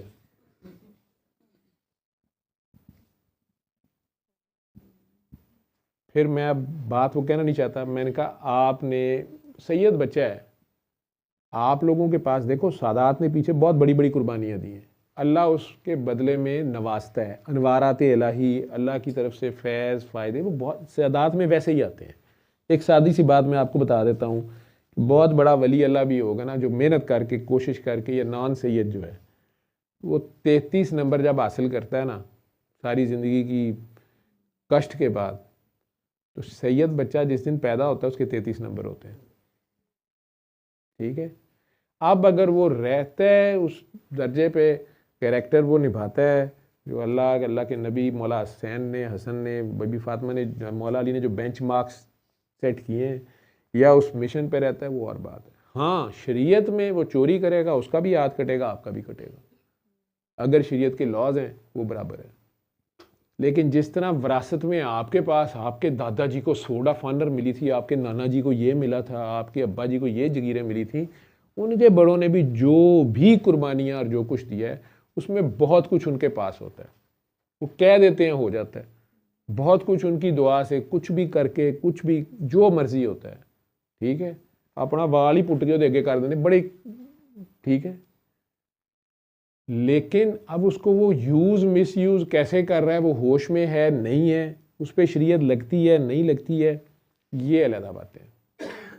एक बंदा वो खुद नशे में है, ट्रांस में है, आपको नहीं पता, देखने में आपको वो ठीक लग रहा है, आप उसी ट्रांस में उसे कह रहे हैं, वो भी आपको भी उसी ट्रांस में ले जाता है, वो उन्होंने कोई पता नहीं का। अब आप देखने में तो नॉर्मल फिर रहे हैं, लेकिन आप असल में ऐसे समझें आप नींद में फिर रहे हैं और एक अजीब स्पिरिचुअल हाई में फिर रहे हैं आप। दरमियान में उससे पहले आपका मकसद ये हो कि मजदूबों के पीछे लोग क्यों जाते हैं कि मजदूब ने जो एक बार कह दिता ना तो भेड़ा पा, एने जो एक निगाह पाती ना तो काम है, ठीक है। वो उस हालत में हुआ, जमाली हाल में हुआ तो और बात है, जलाली हाल चो जाते उस पर तो शरीयत नहीं लग रही। उसने आपकी माँ को पकड़ लिया, बहन को पकड़ लिया, बेटी को पकड़ लिया, उसको तो कोई नहीं लग ही नहीं रही उस पर शरीयत। आप किस खाते में, और मांग आप उससे क्या रहे हैं? दुनिया, फैक्ट्रियां, नौकरियां, छोकरियां, टोकरियां नोटों की, उसके ऊपर आगे से शरीयत नहीं लग रही। आपको होश भी नहीं है। एक का तो वैसे ही पता होता ना जी ये गंदे ही रहते हैं, इंज ही रहते हैं, उंज ही रहते हैं, नहाते नहीं, पींदे नहीं, वो तो वैसे नहीं नज़दीक आने देते किसी को, उनके पास बैठना ही बड़ा मुश्किल होता है। कल मेरे क्लिनिक में एक लड़की आई हुई थी, घंटा बाद में खुरम जड़ा मैनू भी घल के बाहर से स्प्रे मारता रहा, वो अबू कही जे डॉक्टर साहब यार नहाती भी नहीं, बैड से पॉटी चीची कर दी है, डॉक्टर साहब मदीने पैदा हुई सी उत्थे ही मैं तो रहा, मैं तरबियत बड़ी कि पता नहीं इसको क्या है। इसकी अम्मी रोती है कई बार कि हाय हाय काकी मैं हूँ उम्र मेरी है, इन्हू पता नहीं चलता, वो हसी जा रही है। और इतनी स्मैल वो उसने बुरका सा पहना हुआ, पता नहीं थल्ले कुछ ने पाया सी नहीं पाया। मैं उसको देख रहा हूँ, मैंने एग्जामिन तो करना था जो भी करना था या, लेकिन वो वाले साहब लैके नाल, मैं कह दी भी हिम्मत है बेचारा नाल लैके आया है, लेकिन खुरम बाद में मुझे बैठने तो कि सारा अगले मरीज़ ने मर जाना है। तो एक तो वो होते हैं उनके पास तो वैसे ही बैठना मुश्किल है, लेकिन ये जो पूरी होश में देखने में ज़रा प्रॉपर टिच टाच है, ਉਹਨਾਂ ਨੂੰ ਤੁਸੀਂ ਨਾਲ ਲਾ ਲਓ ਉਂਗਲ, ਦੇਖੋ ਅਸੀਂ ਆਪਣੀ ਮਰਜ਼ੀ ਦਾ ATM ਮਸ਼ੀਨ ਚਲਾਵਾਂਗੇ, वो ATM मशीन नहीं चलेगी, वो लेने देने पैने। बहरहाल जी, मैंने उन्हें कहा कि गलती आप लोगों ने की, क्योंकि वो जो खाला थी या नानी की जो बहन थी वो बददुआएं बड़ी बड़ी देती थी, उसकी दोनों बेटियों को वो मेरे तक लाई। वो दोनों बेटियां, जब वो पहले वाली का ठीक हुआ, कमर का वो बेल्ट भी उतर गई, सारा कुछ उतर गया, यानी शाह साहब की बीवी, शाह साहब के बच्चे भी मिलने आ गए। शाह साहब ने, इन लोगों ने जाके, वो खाला जो थी उसने जाके बाबा जी की कहीं तस्वीर दिखा दी। उन्होंने कहा ठीक है शाह साहब ही कहने, शाह साहब का अपना काम है, जे मैं मुजरम होगा मैनू फड़ लेंगे। अब ये मुझे कहें कि हर काम हमारी मर्जी का हो रहा है, शाह साहब ने चित्र नहीं पै रहे। उस दिन मैंने दोनों को कहा कि आप लोगों ने ये फ़ायदे पहले मुंह मांगे लिए हुए हैं, और ये मुंह से आप लोगों ने बकवास की हुई है, ये आप लोगों ने खुद कहा हुआ है। ये पूरी की पूरी नस्ल, तो ये पूरी बेटियां और ये सारा कुछ, ये आपने बात की हुई है, और उसके बदले में उस वक्त ये फायदे लिए हुए हैं। हाँ जी, लेकिन सानू तो पता नहीं, ये चूचा बनना बड़ा आसान होता है। बहरहाल मैं किसी की डोमेन में इंटरफेयर नहीं हम कर सकते, ठीक है, किसी से वादा किया हुआ है, अब आगे से काबू आ रही है। वो बच्ची नहीं मान रही बात जो नंबर 2 वाली थी, उसने अपनी अल्लाह से, सरकार से दुआएं नाते पढ़ते रहना कि मैंने नहीं इस करीब जाना या कुछ जो भी है, ये गलत हरकत है। उसका अपना ज़मीर नहीं मानता था, माँ को, या एक खाला उसके साथ थी उस, लेकिन खाला की अपनी दोनों बेटियां जो थी, छोटी एज में बच्चे, उनके सामने आप उन्हें इंसेंटिव्स दे रहे हो और दिखा रहे हो, और आगे से वो भी मजलूब अपने करतब दिखा रहा है जिस भी हाल में है। अब जब बात सर से पानी गुजर गया है, उधरों डिमांडा वध गई ने बदले च, अब आप भागे फिर रहे हैं इधर उधर।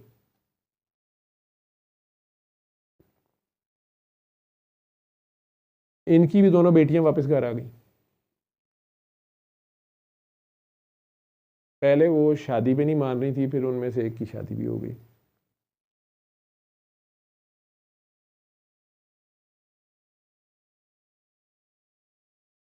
अचानक सीन से गायब हो गए।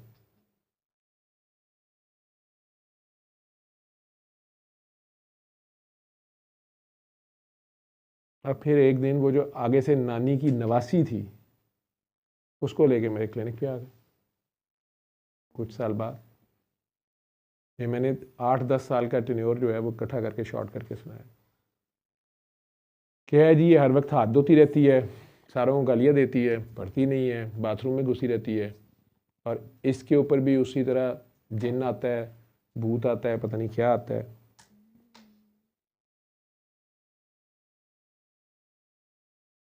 तो आप कह रही ना मैनू पता नहीं, सो गई है ना, फिर सुकून आ रहा है ना इसको, मुझे नहीं पता क्या हुआ। वो बच्ची जब इतनी सी थी, या उसके भाई, वो मुझे चिपक जाते थे। अब वो मेरे पास लीस्ट ऑफ इंटरेस्टेड बैठी हुई है, और वो बार बार करिए उठो चले।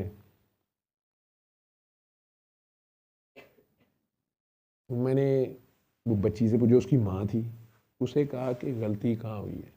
एक दूसरे जी कोई गलती नहीं, वो ना शाह साहब ने कुछ कर दिता है। शाह साहब कहते हैं हुण इनू भी आना पएगा।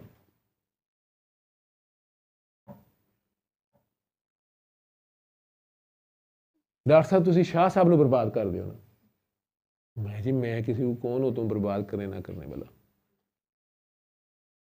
गलती आप लोग कर रहे हैं कहीं।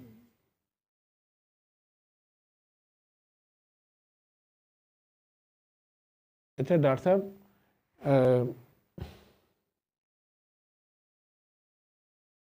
ਤੁਹਾਨੂੰ सलमान इमाम साहब का पता है? मैं कहा जी। शाकर ज़ैर साहब ने भी जानते हो? मैं क्या, आप लोग मिलना भी मेरे साथ जाते रहे, नाम आप लोगों ने मेरे मुंह से कई बार सुने होंगे, बाबा जी के सीनियर लोग हैं, लेकिन क्या मसला। वो मेरी बाजी आई ना, मेरी एक सहेली बड़ी अच्छी कज़न ही है, खाला दी नानी दी बेटी फलानी बेटी, उन्हें मैनू कहा कि डॉक्टर साहब के चक्कर च पे हो, तो बच्चे गए ने बाबा जी के कल परसों आए सन, बाबा जी के एक काके गए ने इरफान साहब, उन्होंने दे जिहड़े गुरु ने सलमान साहब, वो तो मिलते ही नहीं किसी को, बहुत मुश्किल है। उन्होंने को मैं तुहानूं लैके जानी है तो शाह साहब वाला पता साफ करा देनी। उत्थे गए तो उन्होंने मिलन तो इनकार करता, उत्थे प्रोटोकॉल बहुत है। वो फिर उन्हें कहा कि उन्होंने कहा इन्हों फलाणिया फरूक साहब से उन्होंने मिलो,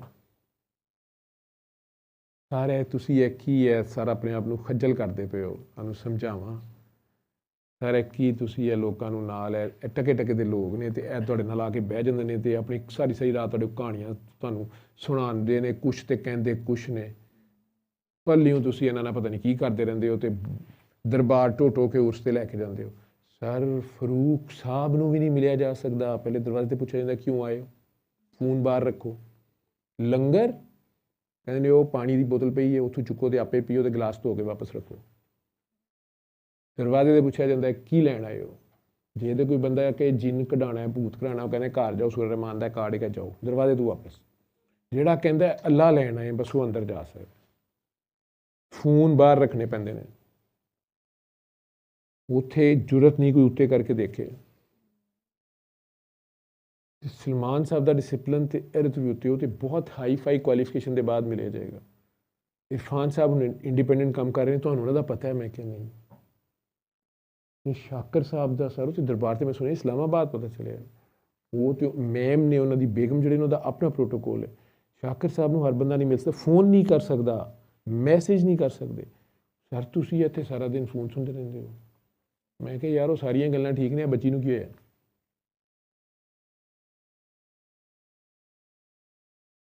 बच्ची तो उठ के बाहर चले गई, अजीब सी उसकी हालत थी। उसकी माँ फट पड़ी। वो बच्ची जो पहली बार जिसको लेके आए थे मेरे पास कि वो शाह साहब इसको कहते हैं, वो कहती हैं ये खाला और अम्मी वो अपनी कज़न के कहने पे पिंडी ले गए थे फरूक साहब की महफिल में। वहाँ पे उन्होंने कहा था अच्छा ठीक है, पता नहीं वो हमें तो समझ नहीं आई इस बच्ची को क्या हुआ वो दिन, आज का दिन ये ऐसे है। और ये मुझे भी वैसे ही दौरे पड़ना शुरू हो गए, उस लड़की ने कहा, क्योंकि उसको वहाँ बैठे बैठे दौरा पड़ा। तो मैंने कहा तुम्हें क्या हुआ है?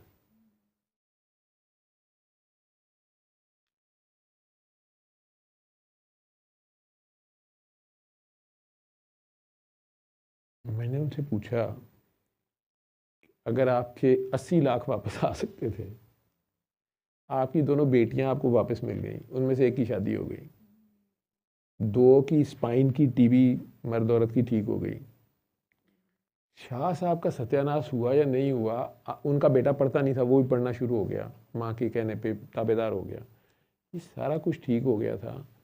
तुम लोग करने क्या गए थे फारूक? वो सारा सीखा थोड़े तो सीनियर ने ते बाबा जी के सिस्टम्स ते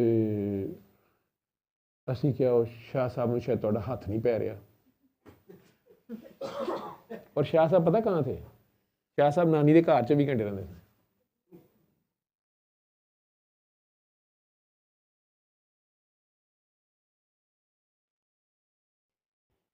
मैंने तो उनसे माफ़ी मांगी, मैं कि जी आप वहाँ पहुँचे, अब मेरा तो हाथ नहीं पै रहा। पिछले साल से वो बच्ची और उसकी माँ और उनका वालिद, वो लोग, वो वाहिद फैमिली है जो ट्रीटमेंट के लिए ज़िद करके या अपने दोबारा उस रिलेशन को कायम करने को, सारी डिटेल्स मैं कट कर गया हूँ सारा, आके एडमिट किया जी हमें सुकून नहीं है घर में बाहर कारोबार में। मैंने क्या कहना था, मैंने कहा यार अल्लाह करके पानी पियो, उस अल्लाह पे खड़े हो जो। शाह साहब का कसूर नहीं, शाह साहब को तुसी जिहड़ी पेशगी बयाने ले ने ना इन्ने बड़े, तो आप क्या है कि ए देंगे असी, वो तुसी दिंदे नहीं पे। मैं तो कुछ नहीं कहना तुम लोगों को। तो अब रिसेंटली आफ्टर 3-4 ईयर्स। कल परसों सिफारिश आई है कि नानी के मियाँ या नाना जी नू कैंसर हो गया है।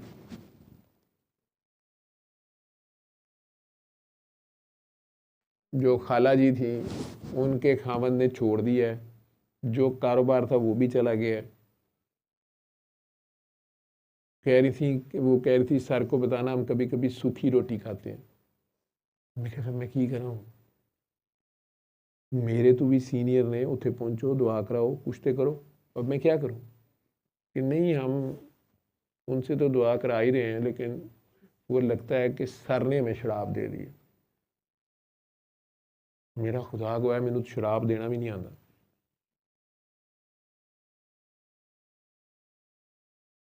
उस फैमिली को कहा जा रहा है कि ये बच्ची कैसे ठीक हो गई है, पढ़ना शुरू हो गई है फिर, ठीक है,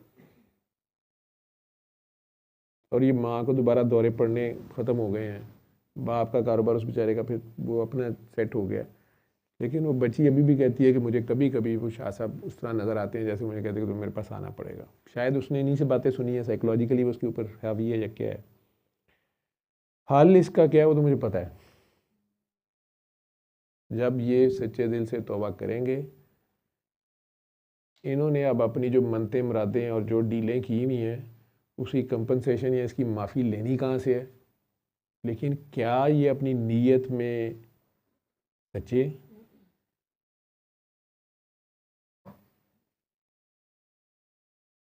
जब सर पे पड़ गई है उस वक़्त तो वो पाँव चूमने को तैयार है अल्लाह के बंदे के या अल्लाह के बंदे के दरबार पे।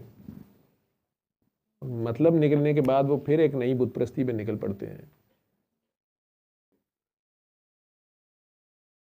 इस सारी कहानी में किसी को कुछ समझ आई या जिन्नियाँ ऐसी भी चलेगी है या मेरे पे गुस्सा आया कि सारे केड़े केड़े काम करते रहते ने, दी जरूरत की है नहीं। सैयदा सहर साहब जो है ना लंदन तो आए ने, इन्हों की माहिराना राय मैं इन्नी कहानी च इत्थे तक की जी है ना सुनना चाहवागा। या नुमान बोलेगा।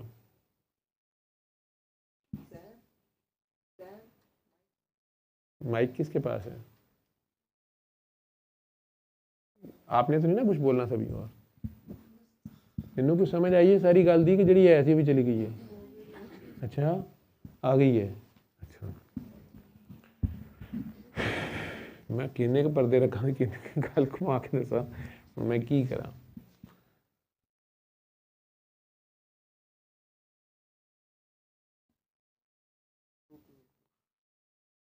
नुमान को दे दे चल, मैं वॉशरूम से हूँ।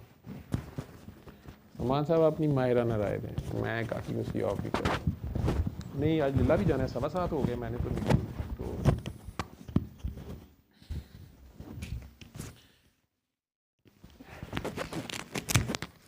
अपनी गाड़ियों का भी बंदोबस्त कर लेना, इसको यहीं भी वाइंड अप करना पड़ना।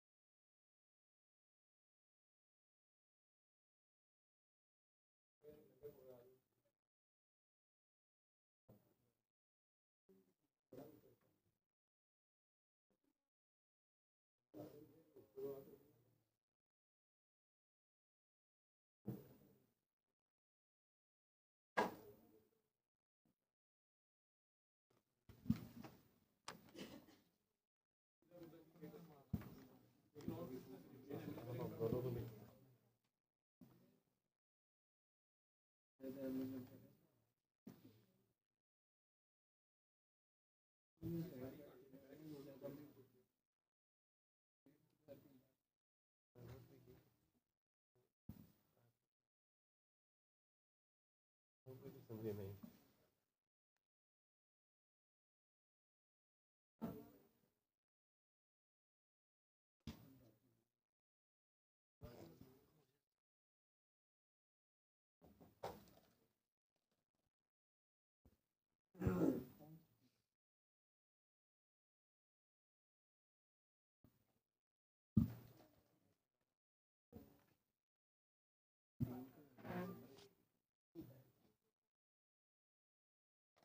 जी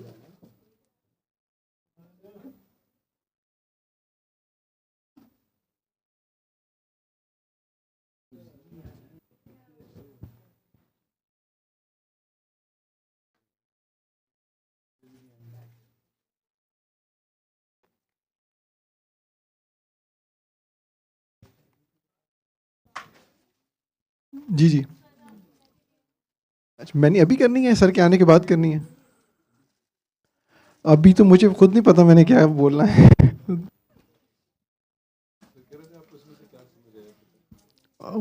मुझे सर बताएंगे कि क्या समझ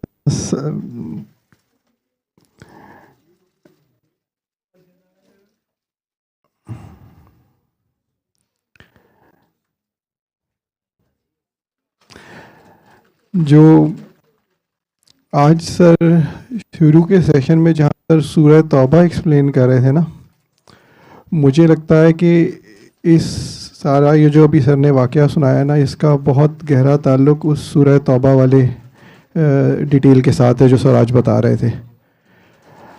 अल्लाह जो है वो अपने बारे में बहुत बातें बर्दाश्त करता है, बड़े आराम से रहमान रहता है। आप अल्लाह को जो कुछ मर्ज़ी कहते रहो, उसकी बात मानो ना मानो। अल्लाह अपना जलाल वाला या कहार वाला रूप नहीं दिखाता, लेकिन कभी कभी अल्लाह रहमान नहीं रहता। वो उस वक्त नहीं रहता जब अल्लाह के बंदे के बारे में कोई बात आती है। तो मुझे इस सारे में लग रहा था कि अब हम जब किसी मुसीबत में फंसते हैं, दुआ के लिए आते हैं या किसी अल्लाह वाले के पास जाते हैं, असल में सोचें कि इन द फर्स्ट प्लेस वो बीमारी वो परेशानी आई क्यों होती है। वो बीमारी परेशानी मुसीबत हमें अल्लाह से करीब करने के लिए आई होती है, और वो अल्लाह का बंदा आपको अल्लाह से करीब कर देता है, आपका वो कनेक्शन जोड़ देता है। तो असल में जो हमारी रूह की चाहत होती है वो अल्लाह होती है, लेकिन हम उसको पहचान नहीं रहे होते। तो कोई बीमारी कोई परेशानी आती है, अल्लाह वाला बंदा हमारी उस दुनियावी परेशानी को नहीं, असली परेशानी को भांपते हुए हमारा वो कनेक्शन जोड़ देता है और अल्लाह आपको दे देता है।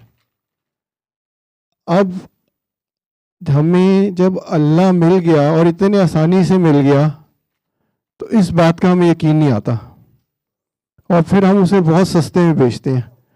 हम दुनिया के एवज उसे बेचते हैं और छोटी छोटी परेशानियों को या लालचों को या खौफ से,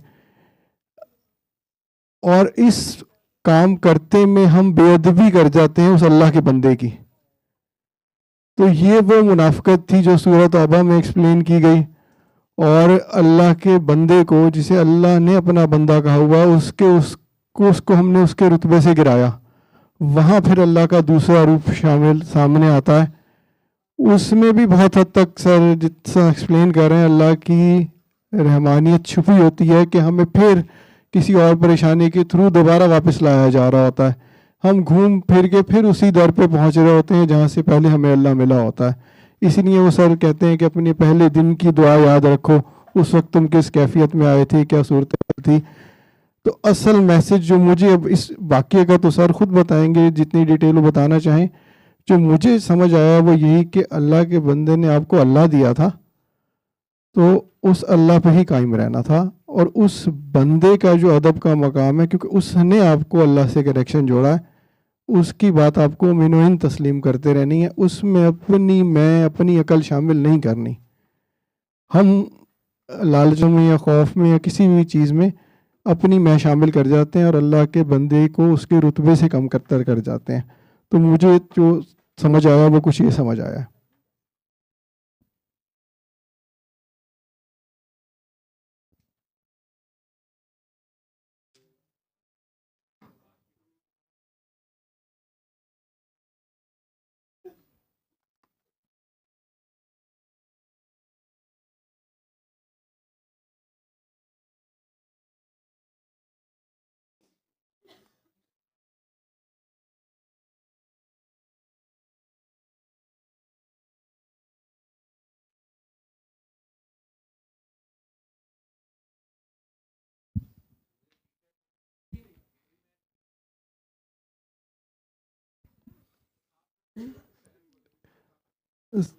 सर मैंने तो थोड़ा सा बोल दिया है कुछ।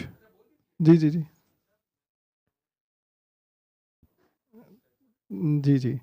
सर जो मुझे थोड़ी बहुत समझ आई थी वो जो भी पूरी आपने नानी और वो पूरी जो ये वाकया बताया है इसका, और आप सेशन के इस दरमियान में शुरू में सूरह तौबा का जो बता रहे थे ना, एक्सप्लेन कर रहे थे, तो मुझे ये समझ आई कि इन दोनों का बड़ा गहरा ताल्लुक़ है। और वो इस तरह से कि अल्लाह ताला जो है ना बड़ा रहमान है, अपने ऊपर आई हुई हर बात को आराम से सह लेता है, वो बेनियाज है, उसे कोई परवाह ही नहीं है। लेकिन अपने बंदे के ऊपर बात आती है तो बर्दाश्त नहीं करता।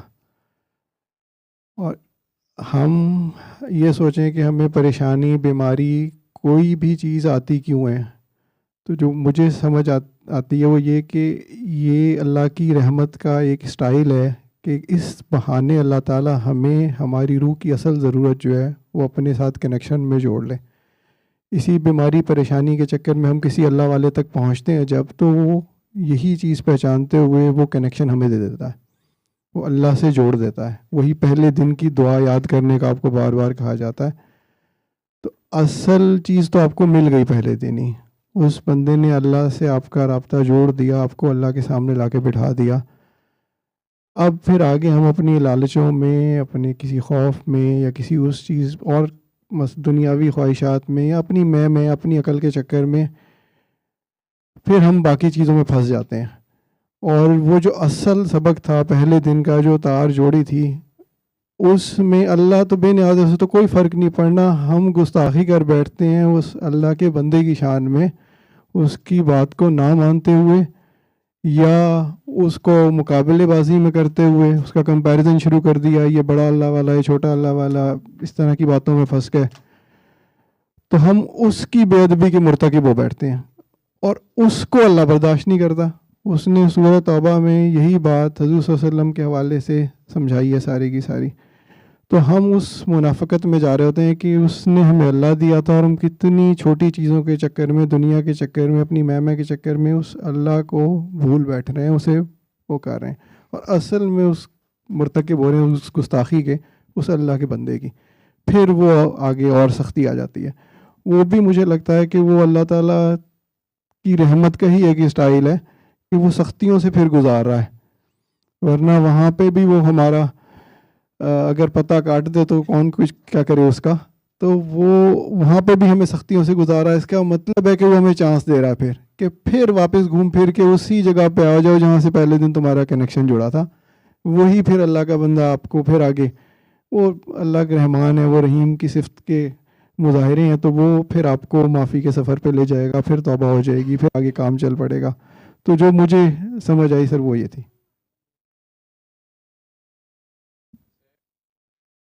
सल्ले अला सल्ले अला सल्ले अला सल्ले अला सल्ले अला शफीना, सल्ले